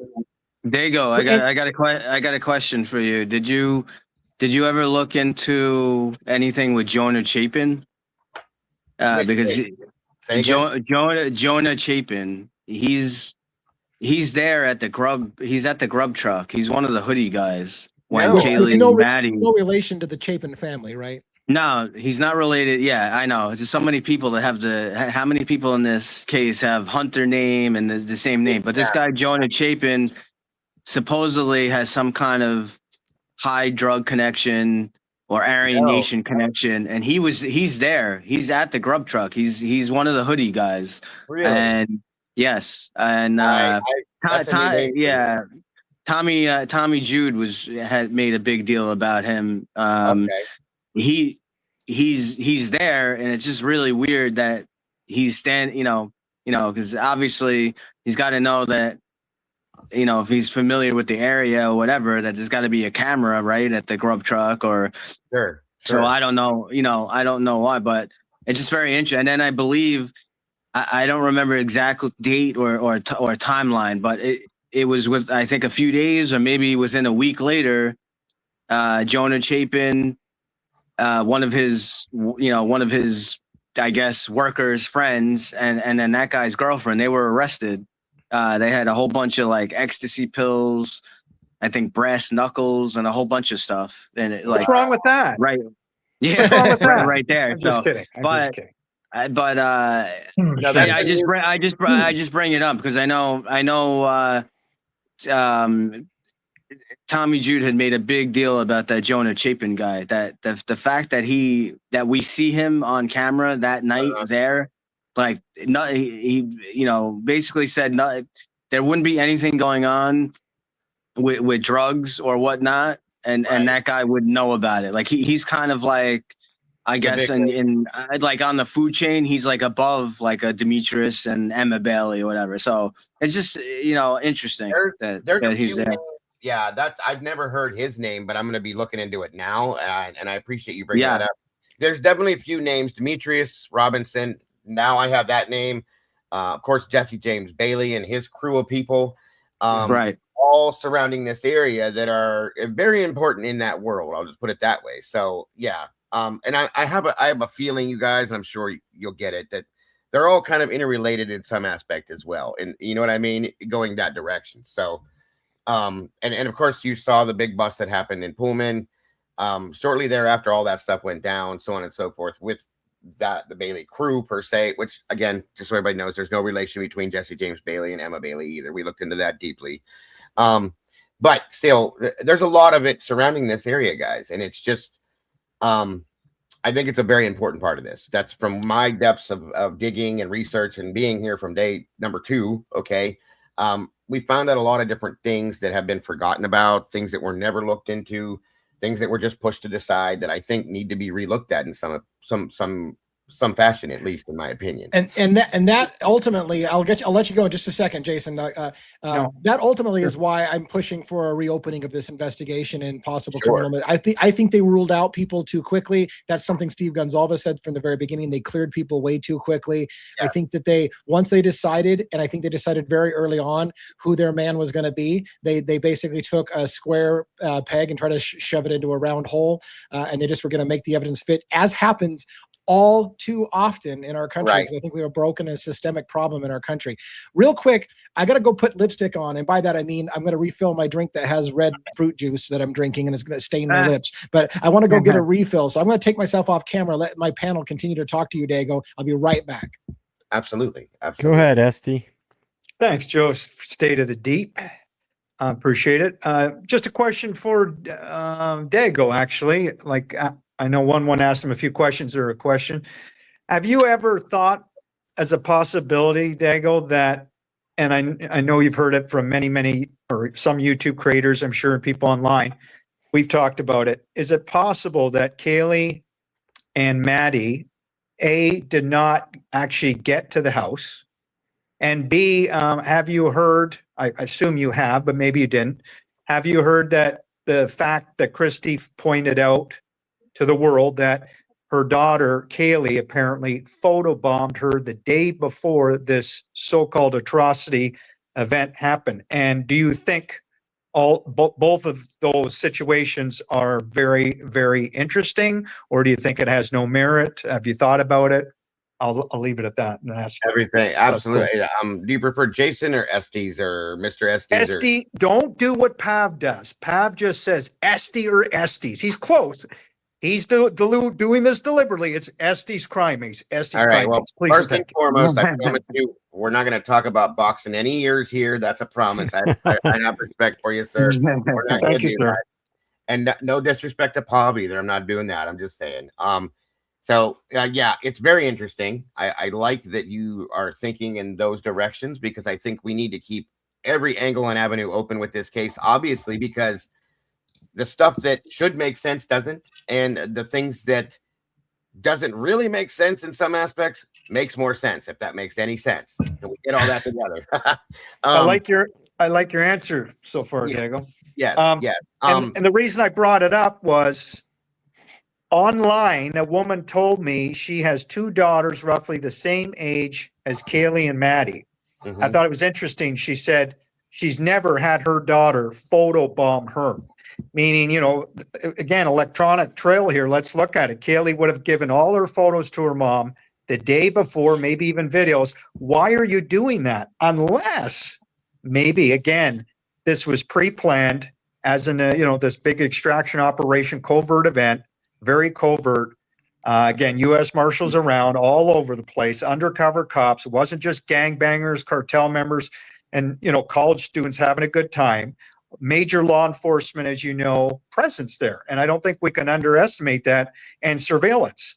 So, Well, wait, let me ask you whatever real quick. gangbangers, cartel members, Brian Colbert or whoever, they would have had great difficulty, I think, getting in that house, not being seen. And then you're going to take out four healthy people.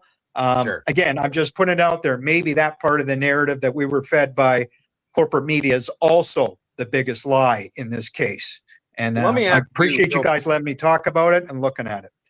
Sure. No, and then let me ask you real quick first, because I want to make sure I understand what you're saying about like photobomb. What do you mean by that?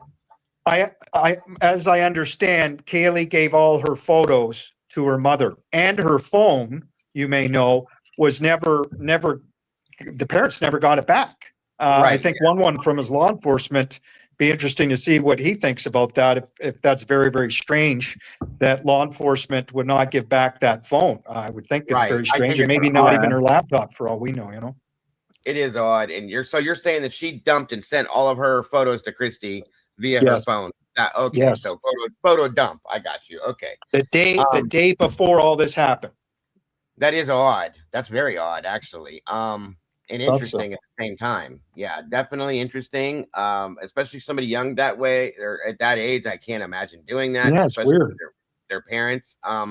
Considering the fact that, from my understanding, and I don't know that it really does mean anything, but it is something that I have to keep in the back of my mind, that there was a bit of an estrangement between Kaylee and her parents and her family. To be honest with you, that part of her family for a while there, before this went down. When she went home, she wasn't home. She was with her aunt, the aunt that we all saw in one of the first interviews.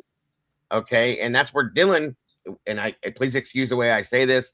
If you're not comfortable with it, you're more than welcome to correct me. This is your show, but I do believe that when I say this, that's where Dylan went when she lured Kaylee back to the house. That's how I see it. She called her and got not an answer she wanted, and drove all the way to Rathdrum, where Kaylee's aunt lives, just to get her to come back to the house, which I think is odd to go to a party they didn't even go to. So knowing that there was an estrangement between the and she had blocked her siblings on social media as well. So knowing that estrangement's there, and that then she dumped her photos to her mother. I mean, I'm not saying you don't still love your family, but you're not talking to them right now. That is a very odd statement in a very odd situation. I have to say, one. I don't want to put you on the spot, Dago, but you used a phrase, I think, just now that I wanted to get you to clarify. Do you feel, and first of all, do you feel comfortable? Do you feel comfortable saying that you think Dylan lured Kaylee back? At this point, Lee, 100% I do, because they didn't go to this party, whatever you're doing. They ended up staying at home, doing their own thing there, hosting it at their house from what we have found out. And the whole reason she went there was to get Kaylee to be her plus one, which could have been anybody. Why did it have to be Kaylee? Right. Kaylee's no longer in a sorority. Again, maybe that means nothing, but to me, it's kind of odd. So you go and you bring her back, and then it just so happens that she dies the weekend you do this. I'm sorry, but it bothers me.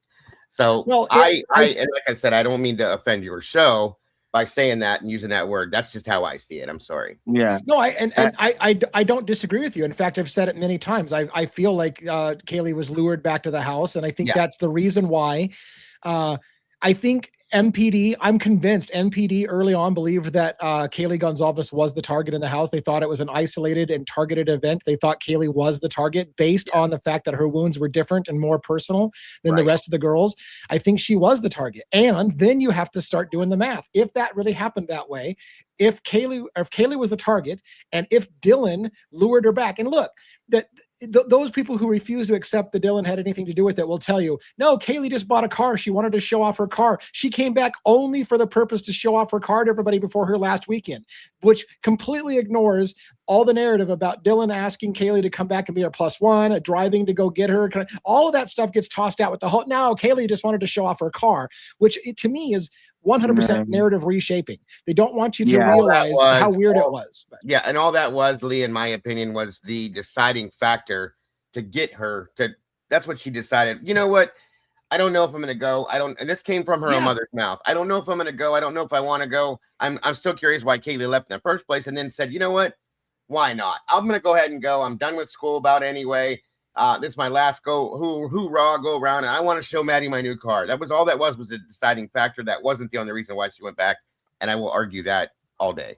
Before my panel goes, I want to say I'm glad you said that because sometimes the answer is multifaceted, right? It's not as simple of just Dylan asked her to come back. Maybe there was also Kaylee was motivated, like, well, I'm kind of on the bubble. I don't really know if I want to do this, but I do have the cool car, and it's my last time to see one of my friends. Like, all of that factors in.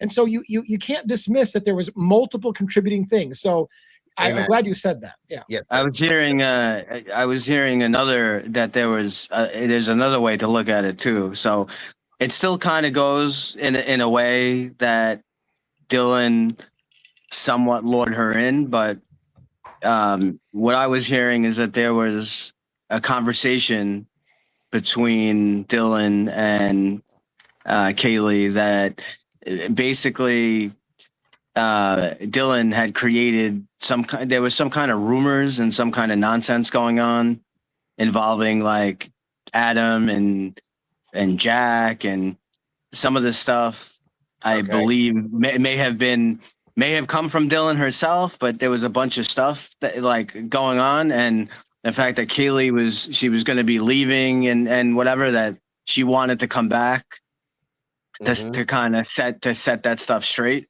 So yeah, she did want to show her car to Maddie, but it wasn't just, oh, I'm going to come back and go to this party. I think it's believable to me. Like, if she was there and she's friends with a bunch of people, and it is believable in my mind. I could see that happening, that someone, or whether it's Dylan or some other people, that she hung out with, somehow there's some kind of like weird rumor or some kind of nonsense going on, and she wanted to come back to kind of set it straight. I could see that easily. I want to pull the thread a little bit on that again, with the understanding what we just said. Sometimes there's multiple things at play. Yeah. I don't think, and I know people are going to get mad at me about this, but I'm going to fucking say it anyways. I don't think you can overlook that somewhere around 3 weeks earlier, Kaylee had broke up with her longtime boyfriend, high school sweetheart, love of her life, was leaving. And people, were indications Jack was not handling it well.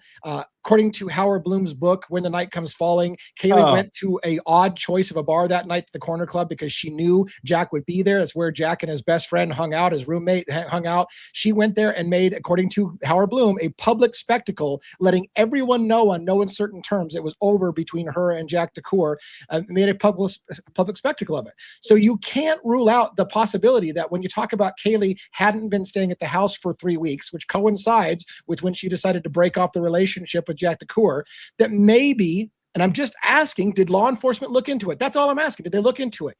that maybe the reason Kaylee wasn't staying at the house in part was because she was a little uncomfortable with the breakup of Jack DeCour and how he was handling it. And so she wasn't staying at the house anymore. She was staying with her family. And yeah, all the people who want to dismiss the whole Jack DeCour line say, oh, you know, it's COVID. She just went home and just didn't return after COVID. No, maybe, but was it a contributing factor that there was a breakup of the boyfriend and she wasn't comfortable being around the house anymore with Jack there and decided, I'll go back for one night to say goodbye to everybody? And did that factor into anything? And I'll also add to that, Lee, too, that I almost wonder, again, first off, real quick, Outcast wanted to know Estes where he can buy that shirt. I wanted We'll to talk, add Outcast. We'll talk, brother. that I almost wonder if you guys remember how Kaylee's parents kind of glorified Jack DeCour to a level that's very uncomfortable for me, and I'm not even in a relationship. It makes you wonder if maybe one of the reasons why she was estranged from the parents is maybe they were shoving Jack down her throat too. And she was very uncomfortable in that aspect because that's not where she was going. She was done with the situation. She's moving on. And you hear Christy saying, well, they were going to get back together. They were about to. They're going to have babies. They're going to get married, blah, blah, blah, so on and so forth. Same thing Olivia's saying. It's like, whoa, you don't know that. So it made me wonder if that was part of the reason why the estrangement existed between the parents and Kaylee and Jack too, because it sounds to me as though they were having Jack around and she didn't want to be there. They gave him a car to drive, for Christ's sakes, you guys. I mean, this is not right. This is their daughter is uncomfortable and they're going in that direction. So yeah, I got to go with that on that. I agree with you. Yeah. Can I offer my opinion again? Of course, of course. It was interesting what you brought up, DA, with the Jack connection, and but you kind of got me a little bit upset. I know you didn't mean to when you bring up Howard Bloom as if some of his speculation could be authentic. I think he's full of shit, in my opinion, largely. I think he's an intelligent asset, clearly. I could get into why I think that, but it would take too long to explain. And finally, I just want to say Jack is an interesting character in all this, no doubt. The boyfriend of Kaylee, or ex-boyfriend. I don't know who would handle it well, going out with a rather gorgeous, vivacious woman in Kaylee and seeing her get on all this tension. She breaks up with you. But to say or imply that you think that, you know, maybe he could pull this off, I don't think. Well, not that I'm an expert necessarily, but I have been in a lot of fights over the years, and not murders, but fights. And there's no way that Jack could pull off a quadruple homicide. I don't believe. And remember, Ethan Chapman, let's not underestimate this guy. He was a stud, man. 6'3", 6'4", played sports. No way, Jack. And then you got to go, and then you're going to go after the women. You're going to mutilate their face. I mean, it's just way out there. I think that's my opinion. Let me play devil's advocates on that for just a second. Geez, okay. I forgot you're really good at this. Okay, right. Go ahead. Let's say this. Let's say Jack knew somebody that's in the drug area. Let's say it's a drug hit that's going to happen on the house. Let's say Jack knows that a drug hit's coming on the house and that people are going to die. And let's say Jack says, you know what? Can you get Kaylee to come back for that weekend as well? Because I want to take it out as well. Therefore, Jack didn't go in and Jack didn't actually take part of it. You're right. Maybe he couldn't physically have done it. But did Jack agree to lure Kaylee back because he knew the hit was coming and wanted to make sure she was there for it? Yeah, that's possible. That'd be very diabolical. I guess it's possible. I don't believe so, but sorry, go ahead. Because if you think about the interaction at the Corner Club that night that Jack proclaimed that they had, it was just a few seconds. We just interact, but somehow Kaylee ended up with his vape pen, supposedly, so on and so forth. And they wanted to go to John's Alley. I think I have that name right. And he's like, no, I got to go home. I can't, so on and so forth. Claims that he goes home, tries to throw up in his report. He states, and that he was home the rest of the night sleeping. Didn't remember having a FaceTime call for 17 minutes, supposedly, and all these other calls that he received. I have questions. Honestly, Lee, I have questions, so I can go right along with what you're saying because I'm uncomfortable with his position that night, what he was doing, who he was with, and why. Truly. So see, the thing that I think about with the Jack D situation is, it seems pretty clear to me, at least, that there is some kind of a cover up going on, with the information we've all been told and what's come out and etc. So I always wrestle with, well, why would they be covering it up if it was related to either Jack D or Jack S or the frats. I could see with the frats a little bit more because of the school. But with Jack D, I asked that question a lot. Like, why wouldn't they have him? And as we've said before, he wasn't a main suspect because they already knew what happened. Now, I'm going to say this. I'm going to give a nod to Estes Crime Maze here, and I want to get 1-1's feedback. Now, I know back in the day, NYPD had cops undercover in taxi cabs, in yellow cabs, when I was living back there. Is it possible that if there was a task force, multi-agency task force in the area, could they have had rideshare drivers? Because if you want to get the fucking pulse of the community and what's going on with drugs and this and that and the other, that would be a pretty good inconspicuous way to have people that are in contact with the students, that give them rides to the bars, from the bars, to have agents or undercover officers or DEA or whomever, feds, as rideshare drivers.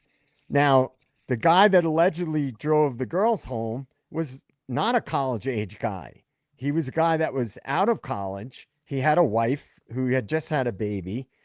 And so I just think, again, it's just a thread. It's just an idea that I've thought about. Because if there was a federal operation going on in that area, wouldn't it make sense if you were smart? If I was running an op in that area, I'd have agents as rideshare drivers. That's brilliant. No other YouTube creators hardly really talk about it like that. And 1-1 as a police officer, he just said, yes.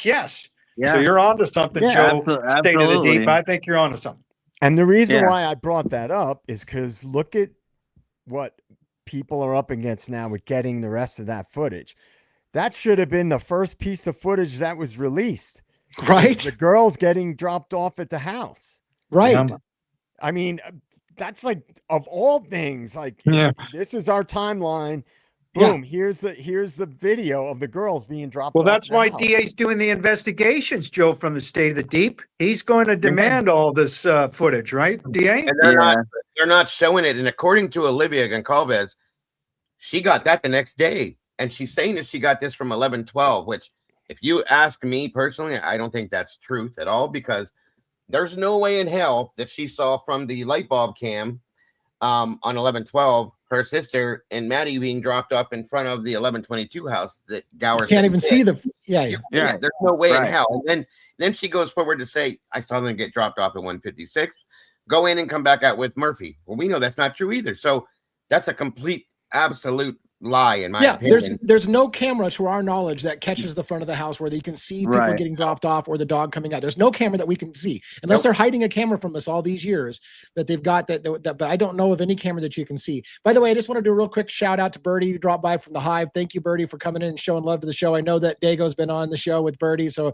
you guys know each other as well. So thank you so much, Birdie. And if you want to jump up there on screen and say a word, you're welcome to do that too. I think I posted the link for you real quick in case you wanted to jump up. But and I think even Jules went. Look, I'm sorry, my apologies. Go ahead. No, go ahead. I was just gonna say, I think Jules pointed that out as well, Lee, and she went looking for more camera footage. Actually, tried to FOIA and request another camera angle that could have been what actually saw that. They say it doesn't exist. So there we are. Yeah. So if like you said, they go home. If they never made it home, and it never comes out, that video, then I believe that gives credence to some type of extraction potentially. Or if not an extraction, something was going to go down at the house, and two of the people could very well have been killed, and that's the sounds that we heard, but two of them could have been pulled out of there before it happened. And that's just a thought. That's why you're going to see me wear a shirt that's going to, I can't give it away, but it's going to say something to what you just said, Joe. So look out, people, look out. So let me ask, I haven't asked Dago directly this. So I personally I'm a little nervous about the extraction, WITSEC protection thing. I tend to avoid that as my last option. I do believe that it happens in this country. I think those kind of things do happen, but it's certainly one of the last things I consider. Where do you weigh in on the possibility that nobody died or some of the victims are still alive, that it was a WITSEC thing? Do you feel comfortable kind of sharing that? And my audience won't tear you apart for Of course question. you. Yeah, I have no. I'm always comfortable, especially over here with you, bro. I appreciate you. I'll be honest, truly, and I mean this with all due respect. I can't follow that aspect about anybody being alive. I can't process it. It just doesn't fit for me. That's all I'm saying. I'm not saying it couldn't happen, because it does happen. You're right. It has happened in the past. In this situation, I just can't make it make sense to me. That's all. So, Well, Dago, Yeah, you know what can make sense is I could ask you questions real quick. Did we see any body bags? You know the answer, right? No. Did we see any raw crime scene photos? The answer is no. Did we see any actual leaked autopsy photos? No. Did they put a mattress in a hillbilly-like truck with half of it hanging out, right? With just a mattress cover, blood so we could see the blood. Did forensic teams, we talked about this, did they wash away that blood on the foundation of the house within a couple of days? The answer is no. It confused me for the first half a year, but when you connect these dots, even one said they would wash that away within, I think you said one probably several days, correct? Yeah. That's what I think shows it was a staged crime scene, potentially at the very least. I can respond to some aspect. Being in fire and EMS, I've been on multiple scenes. They did explain in a report that I read that they blocked off the area by a couple blocks. I think it was 9 o'clock in the evening or sometime around that realm. And then they put up their tent, back the vehicle up to the back of the door when they extracted the bodies from the house. I've seen that done in the exact same situation type scenario in my line of work. So I believe that happened and could have happened. Of course, they didn't put it. They blocked everything off because they didn't want people there to film it. Okay, out of respect. So, and we've done the same thing. So that is why I see it that way, in my opinion. As far as the what else did you say, Estes? I'm sorry, but I appreciate that answer so far, Dago. That's awesome. I didn't think I didn't work for EMS, so I could never have that perspective. But the big thing also is, as you know, in almost every high profile case, you're going to get, and one knows this, and everybody knows, you're going to get raw crime scene photos and or leaked autopsy photos. Nothing in this case. Sure. And you got to wonder why. And then again, open public casket ceremony. I will go with you on open casket. Sorry, I've complained myself about the fact that we didn't even get the diagraphical autopsies where they show the stick figure diagram where they point certain things out, so on and so forth. They just gave us some generic grid that says what happened. I don't trust that at all. I don't like that. I've seen multiple. I've been to autopsies. Part of my training and stuff like that. Wow. And I know what to look for. I'm used to seeing, the Ellen Greenberg case, the woman was stabbed multiple times in the back of the head and in her chest. They gave the diagram of her body. Yes. This is an example. And they show sure every point of injury, where it was, how it was, so forth, the depth and everything. We didn't get that. I'm very unhappy about that. And the bodies were, again, this is what I've understood, released very quickly, not to the families, but to the mortuary or wherever they were going to be cremated. And I think Steve even said himself they didn't get to see her. Okay. I think the Chapins mentioned something of the same sort. So I do have questions about that part of it. Good. I have questions. I've leaned more towards the point that there's different and or worse or more injuries done to these bodies than what we were told. That's what my theory was. Okay.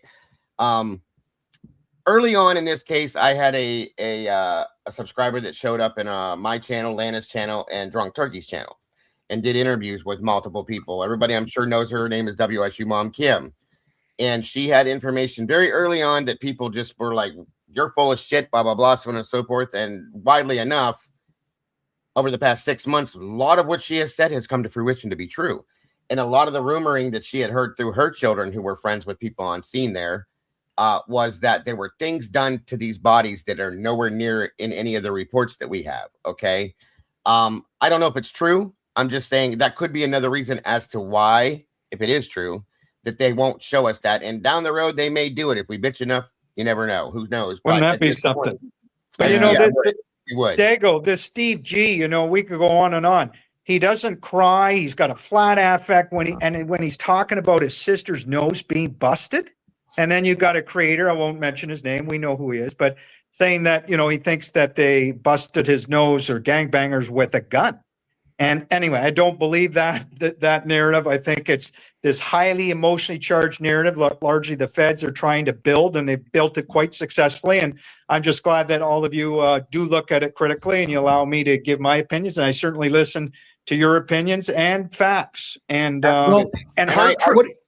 I don't want you to guys take me wrong, Jason. I do respect your feelings, your opinions, your theories. No, ditto, man.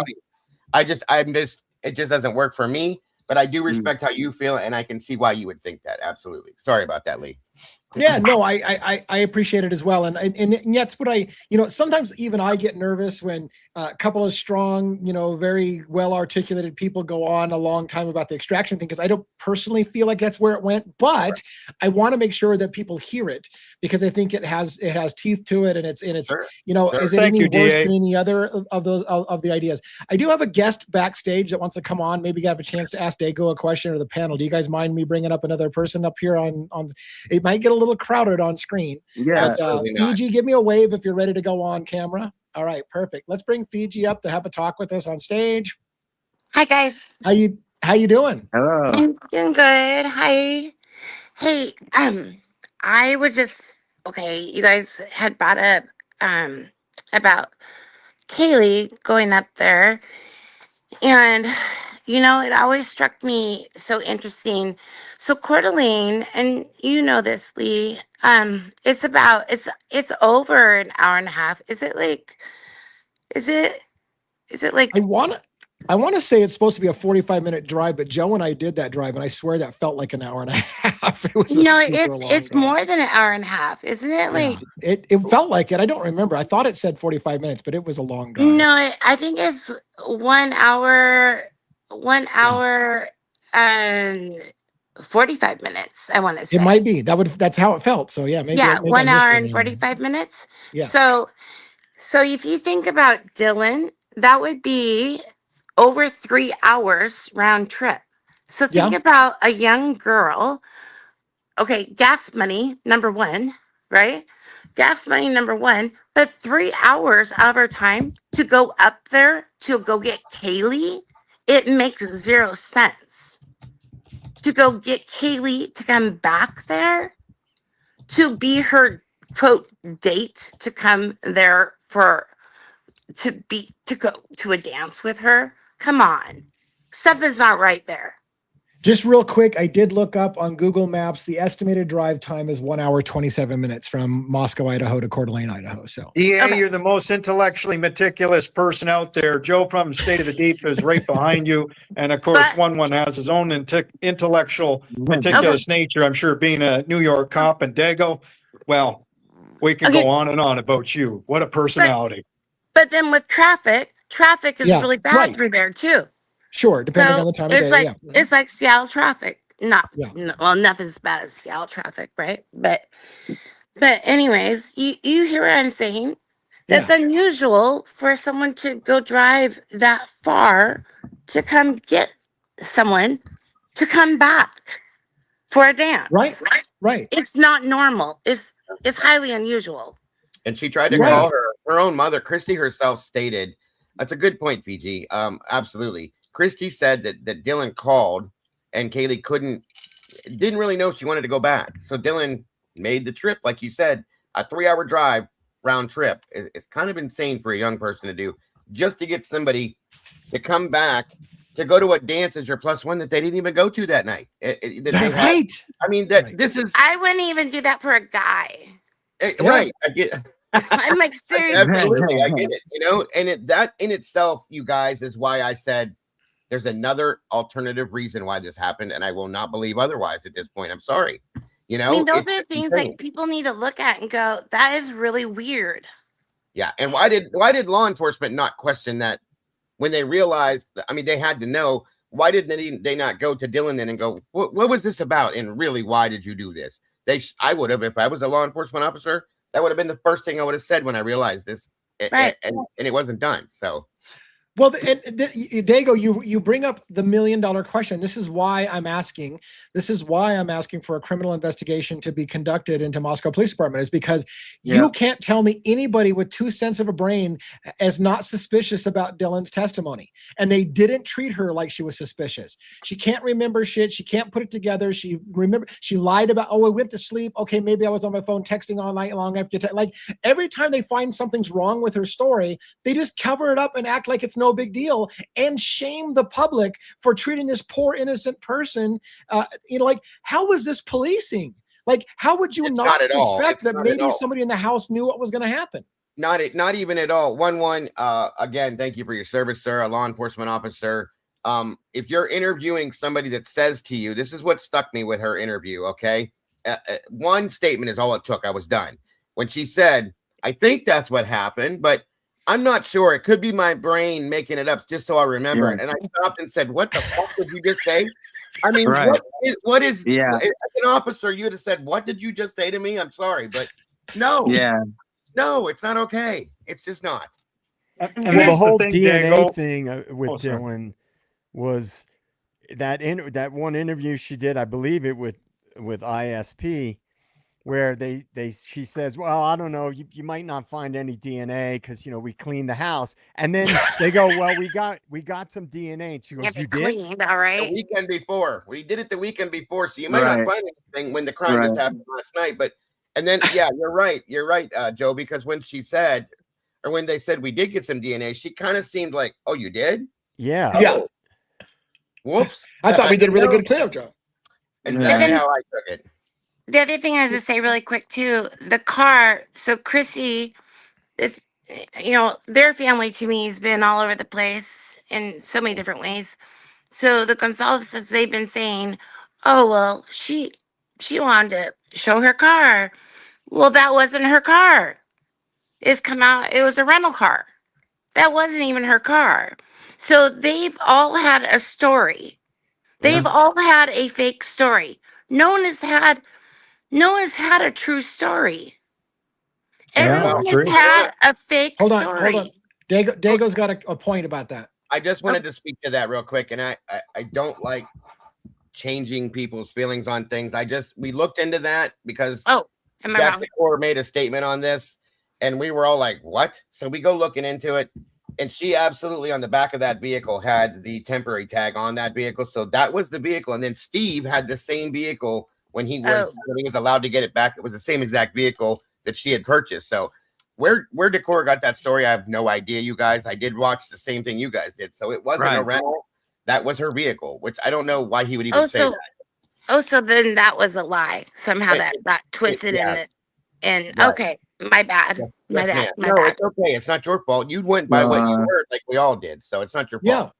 Okay. Dago, one of the last things I want to. Oh, sorry. Go ahead, I got a question for you, Dago. Yes, sir. So, obviously, so I know you watched the 2:30 to 3:30 audio video, right? Well, more so paying attention to the audio. Yeah. Now that we got that, thanks to Jules and forking up that money and whatnot, which is excellent that she made it available to us. Yeah, very much so. Now watching that, what is your opinion now of seeing the Banfield stop? So if you watch the 2:30 to 3:30, there's some ridiculous, crazy, blood quenching screams and everything. And we talked about this a little bit last night, right? Now you hear these screams, and the Banfield stop, I believe, starts at 2:56 or 2:57. And again, Lee with Rhonda and Lee with JJ, they had boots on the ground. They were right there. Right. They can attest that place is like an echo chamber, and it's very close. Everything's kind of close. It doesn't really look like it does on video where people think it's like all spread out. how do you like? What is your opinion now of that Banfield stop? Is like right. It's like right there. How could possibly Rosenthal and Tisdale be right there, and not hear, and not see, not hear any screams, and then along with that, which is where we're gonna put out. We're gonna make another, issue another document or whatever, send a document. We just didn't put it together yet on that 2:30 to 3:30 video. Following Tisdale's account from the document of their patrol, because they were, they were in an unmarked car, right? We don't see that unmarked car go. They basically said he basically spells out that they were making circle, like a square or a circle going around that area. I don't recall seeing that car go around the area at all. I mean, they have it was like a tan colored car. I don't see any tan colored car in that 1 hour video. So I want to know how you feel about that Banfield stop now that we see this, hear this audio. Well, for one, I have so many questions. For two, I have a photograph that was sent to me of them sitting in front of the white apartments, parked, stationed there, whatever you want to call it, with the window down, in the same time frame that this all went. Same time frame, screaming's happening, and nobody says a word, nobody moves, nobody does anything. So they heard it. Okay, whether they played it off and ignored it for whatever reason, they heard it. I'll argue with both of them face to face. They heard it. You heard it. I know you heard it. Why didn't you say something? Why didn't you do something? You're worried about people carrying open containers, but there's people screaming, blood curdling screams, mind you. Right. These are not happy, hearty, let's party screams. We've all had the same reaction. Jules, myself, I saw Lee's reaction when he watched it and heard it the first time. We've all had the same reaction. It gave us all goosebumps. Blood curdling, horrifying screams. You heard it. Why the fuck didn't you talk about it? Why wasn't it not in your report? After this happened, you should have made a report and said, I heard things that night. You didn't talk about it. Well, that makes me have more questions, you guys. I'll just say that. I don't trust them, anybody within Moscow at all. So what do you do? I hate to say it because I am not. We have to be careful about legal precedents here. I'm not accusing anyone of doing something. Not at all. One could ask the question: was law enforcement aware of what was going to happen? Were they there because they were trying to make sure who was coming and going from the scene at that time? Like you said, there's a reason why they didn't react to it, because they knew what was happening, and maybe they stopped the Banfield runners because they didn't want them to stumble upon something that was going on, or who knows? Like they could have been leaving the scene, or they could have been going to the scene. Whatever the case may be, you need to ask the question: why was law enforcement there? If they're in the front of the whites, I will tell you this from Joe and I's trip to that neighborhood.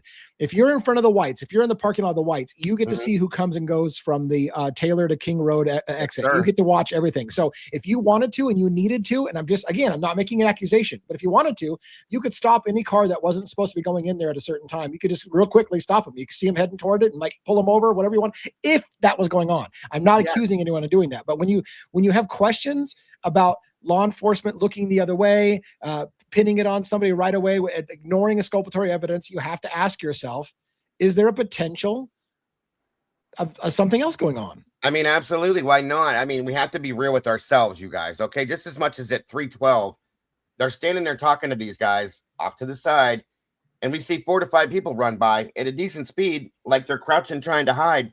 We see them, so we know they saw them. You didn't even say, hey, yo, hold up. What are you doing? Where are you running to? As a police officer on a special detail that night that was given to them to do for this specific reason. How do you know these aren't underage drinkers running from you, but you don't say one word to them? You just let them fly right by. No big deal. I have questions. I'm sorry, but I do. Yeah. With the whole Can I interrupt you guys for a second? Do you guys know that one of those boys that was the runner, he was arrested in Whatcom County, Everson, Washington, for killing his father. Different guy, PJ. Different guy. I looked into that too. He has the same name, different guy. I looked into that one too because that blew my mind. But completely different guy, just has the same name. Do you love It how many is? different people there are with the same freaking names in this story? Crazy. Yeah, It man. is a different person. Absolutely different guy. Yeah, we were It like, what is. the hell? And why is this guy Oh my still walking? gosh. Yeah, Okay. we looked into that too. But no, I get Okay. it. We've gone through the same Okay. pages and the same chapters in the same book. So, and again, not your fault because we Okay. thought the same thing, and we're like, holy shit, this has got to be one of the guys. And Yeah.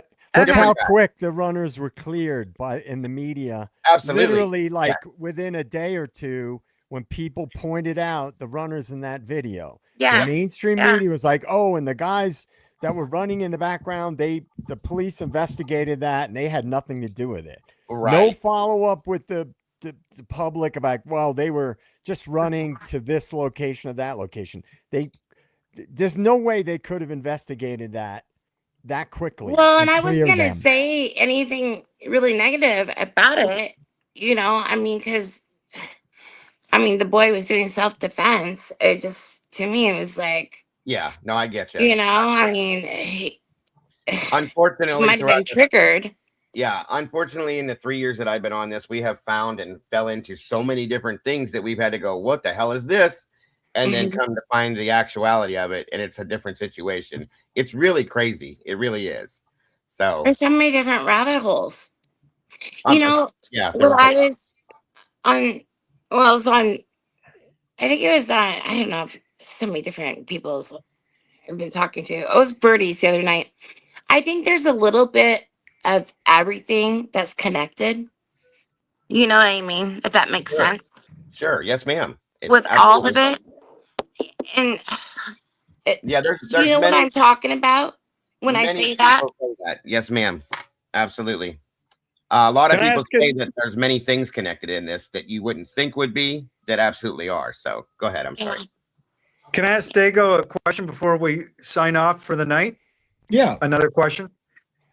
Just from your EMS background there, Dago, what you said, was there nothing odd that we didn't see those body bags, number one? And number two, to that point, why do you think they put sort of tents to hide all this? And when did they supposedly or did put these tents behind the other part of the house, if you don't mind me asking? From the report that I read, they set up right at the front door, and they backed the vehicle up to the door. They put up that canopy that we've seen them use for other things as well.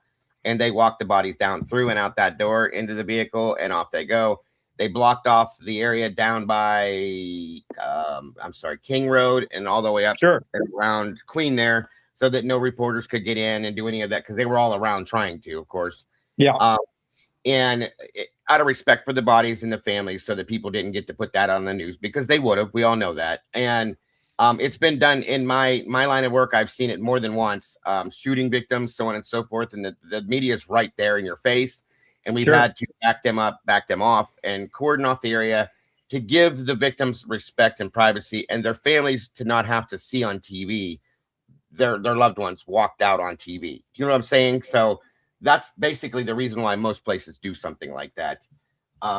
In all my experience, I should say. Thanks very much for that. I still think it was staged, a lot of this crime scene, but I appreciate very much that answer. Well, and cool. to that end, and you don't need to answer this. This is rhetorical, but to that end, what you need to look for, in my opinion, is something abnormal. So if it's normal for them to not show body bags and try to avoid the press seeing body bags and whatever, then you've got nothing, right? But if all the time you're seeing body bags, but in this case not, then you also have something. So really, the end of the day, what you're looking for is pattern. Did they break a pattern? If was that typical procedure to try to avoid? That's how I should have asked it. Sorry. Well, let me add, SDs to that. The mattresses coming out, being thrown in the back of the hillbilly pickup truck.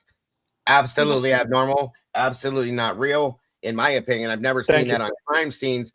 Those mattresses should have been taken, bagged, tagged, and sent over for forensics. That was unbelievable what I saw when that happened. Thank you. So we can give shit to the feds for that as well. Absolutely unbelievable. That should have been evidence preservation. There could have, for all they know, that the perpetrator's blood is mixed on that mattress because they got cut in the commission. It would be logical to conclude that if you're stabbing someone to death, that you got cut with your own knife. That would be logical. Most people would get cut with their own knife. And so how could they rule out that there wasn't possibly the perpetrator's blood mixed on the mattress? Like, all that stuff makes no sense.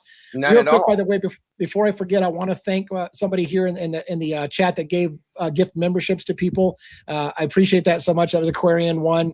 Again, if you got one of those memberships, they paid for your membership for the month, so it's a freebie that they have to pay money for. So thank you so much for supporting the channel with that as well.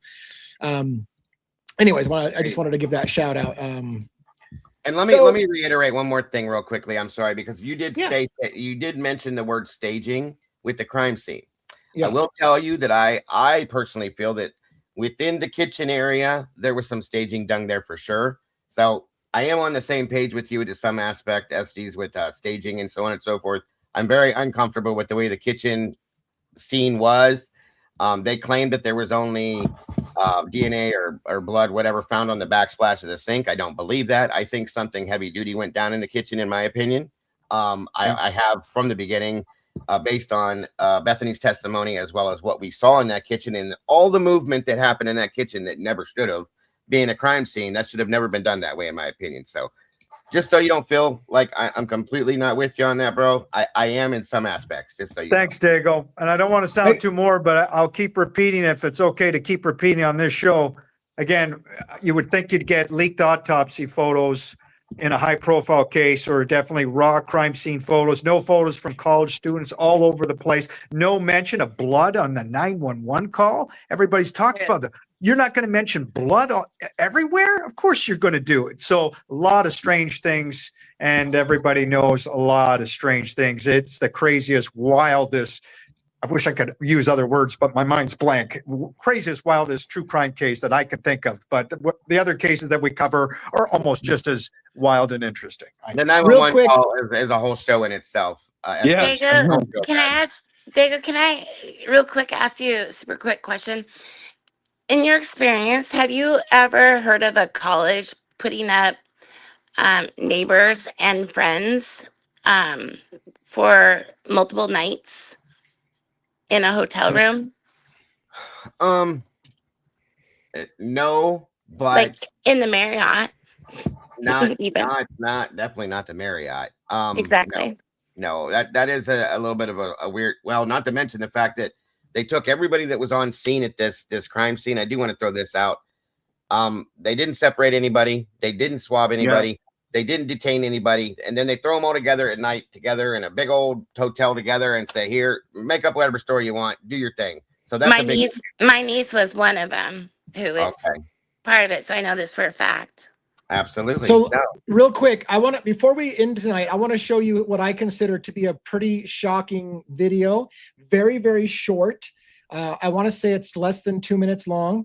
I want to share it with you on screen and get your live reactions. Fiji, I'm going to remove you from the stage just to make some more room on this. Yeah, Thank good night, you so much guys. for your questions. Thank Appreciate you. it very much. Thank you, Fiji.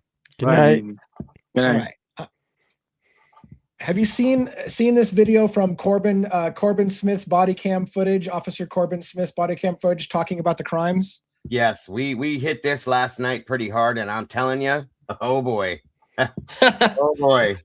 So I want to share this for those who haven't seen it, and I want you to watch.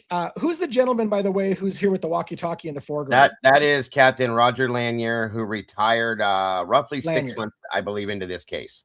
Okay, what I want you to watch on this video, for those who haven't seen this, and I'm going to reload it just to make sure I got sound shared with it so that it shares properly. Let me pull this up again real quick, and then I'll set the stage for you.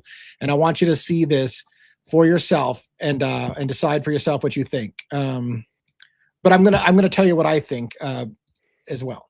So you're gonna see an officer talking to Lanier, right? And he's describing. He says, I don't know if you've been filled on everything that's happened here. And then they mute the entire fucking conversation, the officer says, where he explains what happened. But watch the hands. Watch how he describes what happened. It's freaky as shit. I'm going to play it for you, and then we'll talk about it in a minute. So I'm going to make this full screen.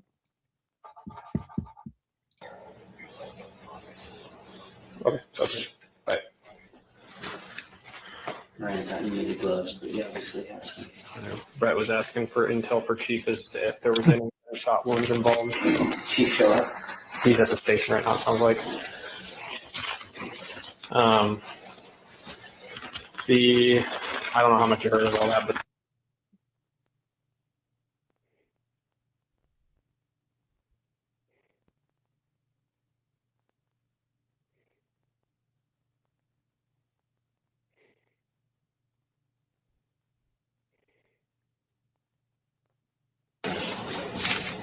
Okay, so we're working on the theory that whoever did it in the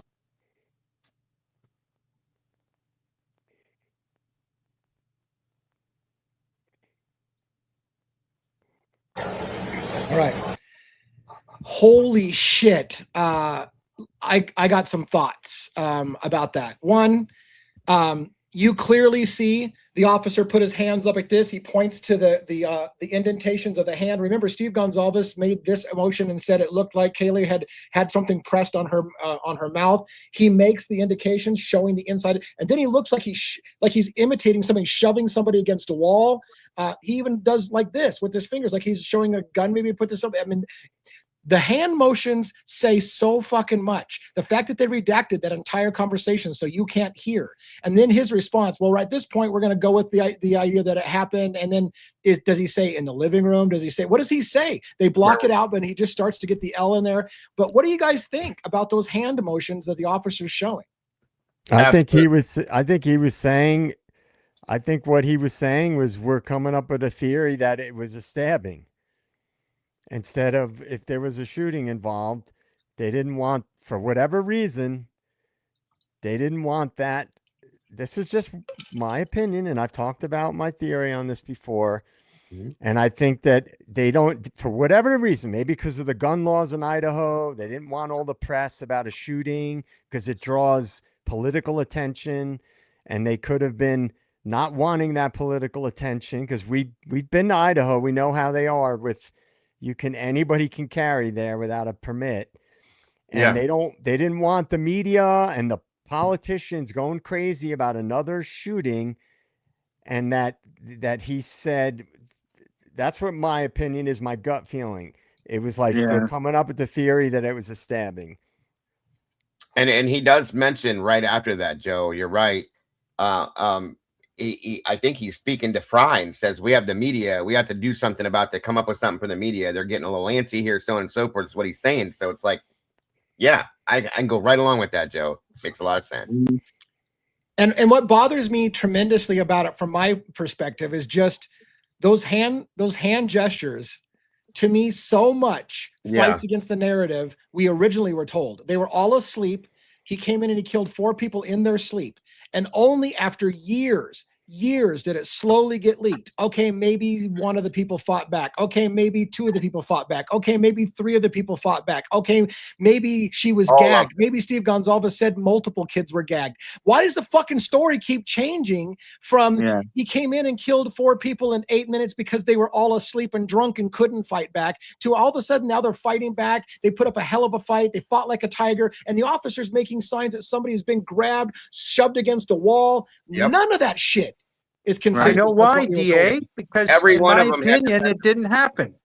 Sorry. Every one of them had fucking defensive wounds where we were told that none of them did, except for maybe 1 in the beginning. And they were all asleep. Absolute bullshit. Thank you. Why have you changed so many times? And I'll tell you, with my opinion, real quickly, I do not trust that Corbin Smith, that officer. That dude was all over the house, in there the whole time, all over the kitchen, running up and down the stairs, doing this, doing that, in and out of the house. And his body cam wasn't even, the battery died at some point, so we don't even know if we have a full body cam from him. Wow. How convenient. I want to know what the hell he was doing in there for 2 hours by himself. Wow. I don't trust any of these guys. I just don't. I'm sorry, but I don't trust them. Believe me, I trust law enforcement. I come from law enforcement. But these people, this is not law enforcement to me. Okay, this is a circus, and I don't trust him at all. I don't. I'm very unnerved by the things I watched him do. Again, if you look at the guy, he looks like he's on something. He's all over the damn kitchen and up and down and in and out and all this stuff. And then that whole thing goes down, and I'm like, whoa. what the hell? Okay. So they definitely need to explain that one. I'm just saying. And this is why I say, tell me, Attorney General of Idaho, why this doesn't warrant a criminal investigation. We've been lied to. The entire public has been lied to. It would have been hard. It would have been hard for them to seat a jury because everybody in America was hearing all of this leaked information. Dateline NBC's hit piece about this is how it happened. Oh, he must have saw one of the girls. This case was tainted from the very beginning with a narrative that wasn't true. And as it came out, we realized how bad it was. How is this not rising to the level of criminal activity, of criminal investigation, hampering of evidence, dismissing of exculpatory evidence, potentially hiding and obscuring exculpatory information from the defense, burying them in terabytes of discovery and saying, well, find it. It's not our job to fucking find your work for you. You find it. Like, how is this not rising to the level of criminal possible investigation? I'm not a lawyer, Dave, but you're absolutely right. This is reason, logic, common sense, and it needs to be said and taken action. I commend what you're doing. Even Jules, I guess, paying the $900 to get the audio. But remember, we could talk about this, and I hope we can in future lives, that when you're talking Whitsick law, right, they don't go by normal law. They go over and around the judicial system, right? And we saw that play out in the hearings of show hearings. So, but I'm glad you're taking action, DA. But that's why I think a lot of this, is not making sense. I hope I'm not rambling. And let me say one thing in closing as we get ready to close tonight. It's not just me taking action. Dago's taking action. Lana's taking action. Jules is taking action. The community is taking action. So it's definitely not me. Even talking about it. Yeah, and talking, right, just keeping it in the public consciousness that, hey, look, I know for a lot of you think the case is over because there's a plea deal and you don't understand in America why anybody would plead guilty to something they didn't do. As I say over and over again, read a fucking book. Read Framed by John Grisham, chapter 1, and you'll see why people plead guilty to things they didn't do. Overhanded policing, illegal, what should be illegal tactics, but they are legal, sadly enough. The way that we handle things, we have a broken system in a lot of ways, and we coerce people, we force people, and we're allowed to lie about what we have to get a conviction. It's allowed under certain circumstances. We've got a systemic problem, in my opinion. I want to say before we close, Dago, this has been a blast, man. I think I dig your vibe. I dig your community. I love what you're doing, how you're going out there with the records requests and going to the Department of Justice. Keep up the good work, brother. Thank you so much for that. And everyone who supports you. If you haven't done so already, make sure you follow Dago's channel.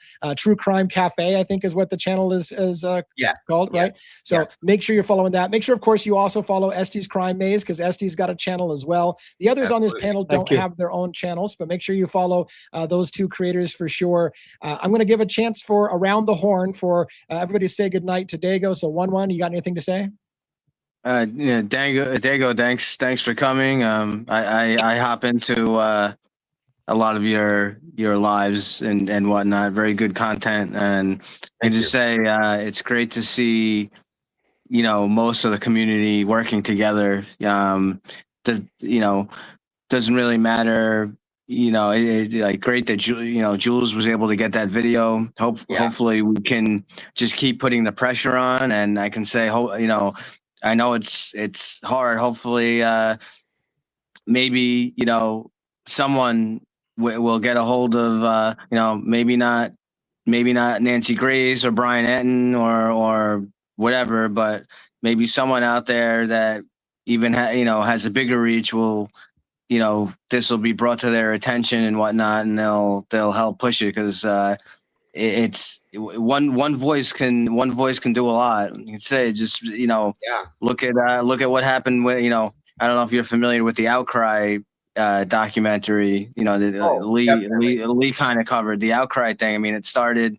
This guy, what did he served like 5 or 6 years or something like that. Yep. Conviction. Yep. So, there are people who, unfortunately, in this system that either plead guilty or are found, convicted, and they're innocent. So, just keep the pressure up, and hopefully, we will, we can actually make a difference here. So, thanks again, Thanks, Dago, 1-1. for coming. Yeah, thank you very much. Robin, do you want to say some words to Dago on the way out? Yeah, definitely. It's been a pleasure having you with us. I mean, what you're doing is tremendous. Your community is tremendous, and it's just been an absolute pleasure having you with us tonight. So, and feel Thank free you. to come back. I'd love to, Absolutely. Danny, every time. Absolutely. Estes Crime Maze, last words for Dago. Thanks, DA. I appreciate your tenacity, of course, and your compassion and shining a light again, full of humanity. Dago, I've checked out your content, stellar program, great content. Thank Thank you for one of my favorite expressions for providing us with our other guests and DA, titillating and tantalizing revelations and speculation at times. Again, this is just, I love being on this program, and keep up your great work again, Dago, and your community. Good stuff. Thanks for being here. Thank you, sir. Perfect. And Joe from JJ, State of the Deep, what do you got to say? Yeah, it's been a pleasure, man. It's been good to meet you, man. I'm going to be watching. And I just wanted to drop this and something for you to think about. I'm sure you probably talked about it. What is something else that the local police and the university would not want to get out about a crime in the area with 4 young students, but 3 females? What's something else that they would want to keep hidden under the rug? I know where you're going. I know where you're going. I know where you're at with that, and we have looked into that angle as far as involvement, and it's still being looked at as an aspect too. Yeah, I'm not. I know what you're talking about, I believe, and yeah, I think that's probably a very good possibility. Like I said on my own channel, more things can be. Let me rephrase this because I always screw it up when I say it, but multiple things can be right at the same time. Let me put it that way. Absolutely. Yes. So there doesn't have to be just one motive per se or one situation. We can throw this all in a blender, hit the button, and watch what comes out, because I'm telling you, there's a lot involved with it, in my opinion. So I got where you're at, Joe. I get it. And Dago, I would add this to that. What I can tell you is it didn't happen the way they said it did. That's Not what I at can all. tell you. We don't Got know that exactly right, what DA. did happen, but I can tell you it didn't happen the way they said it did. Not at all. Not at all. All right. Absolutely, Lee.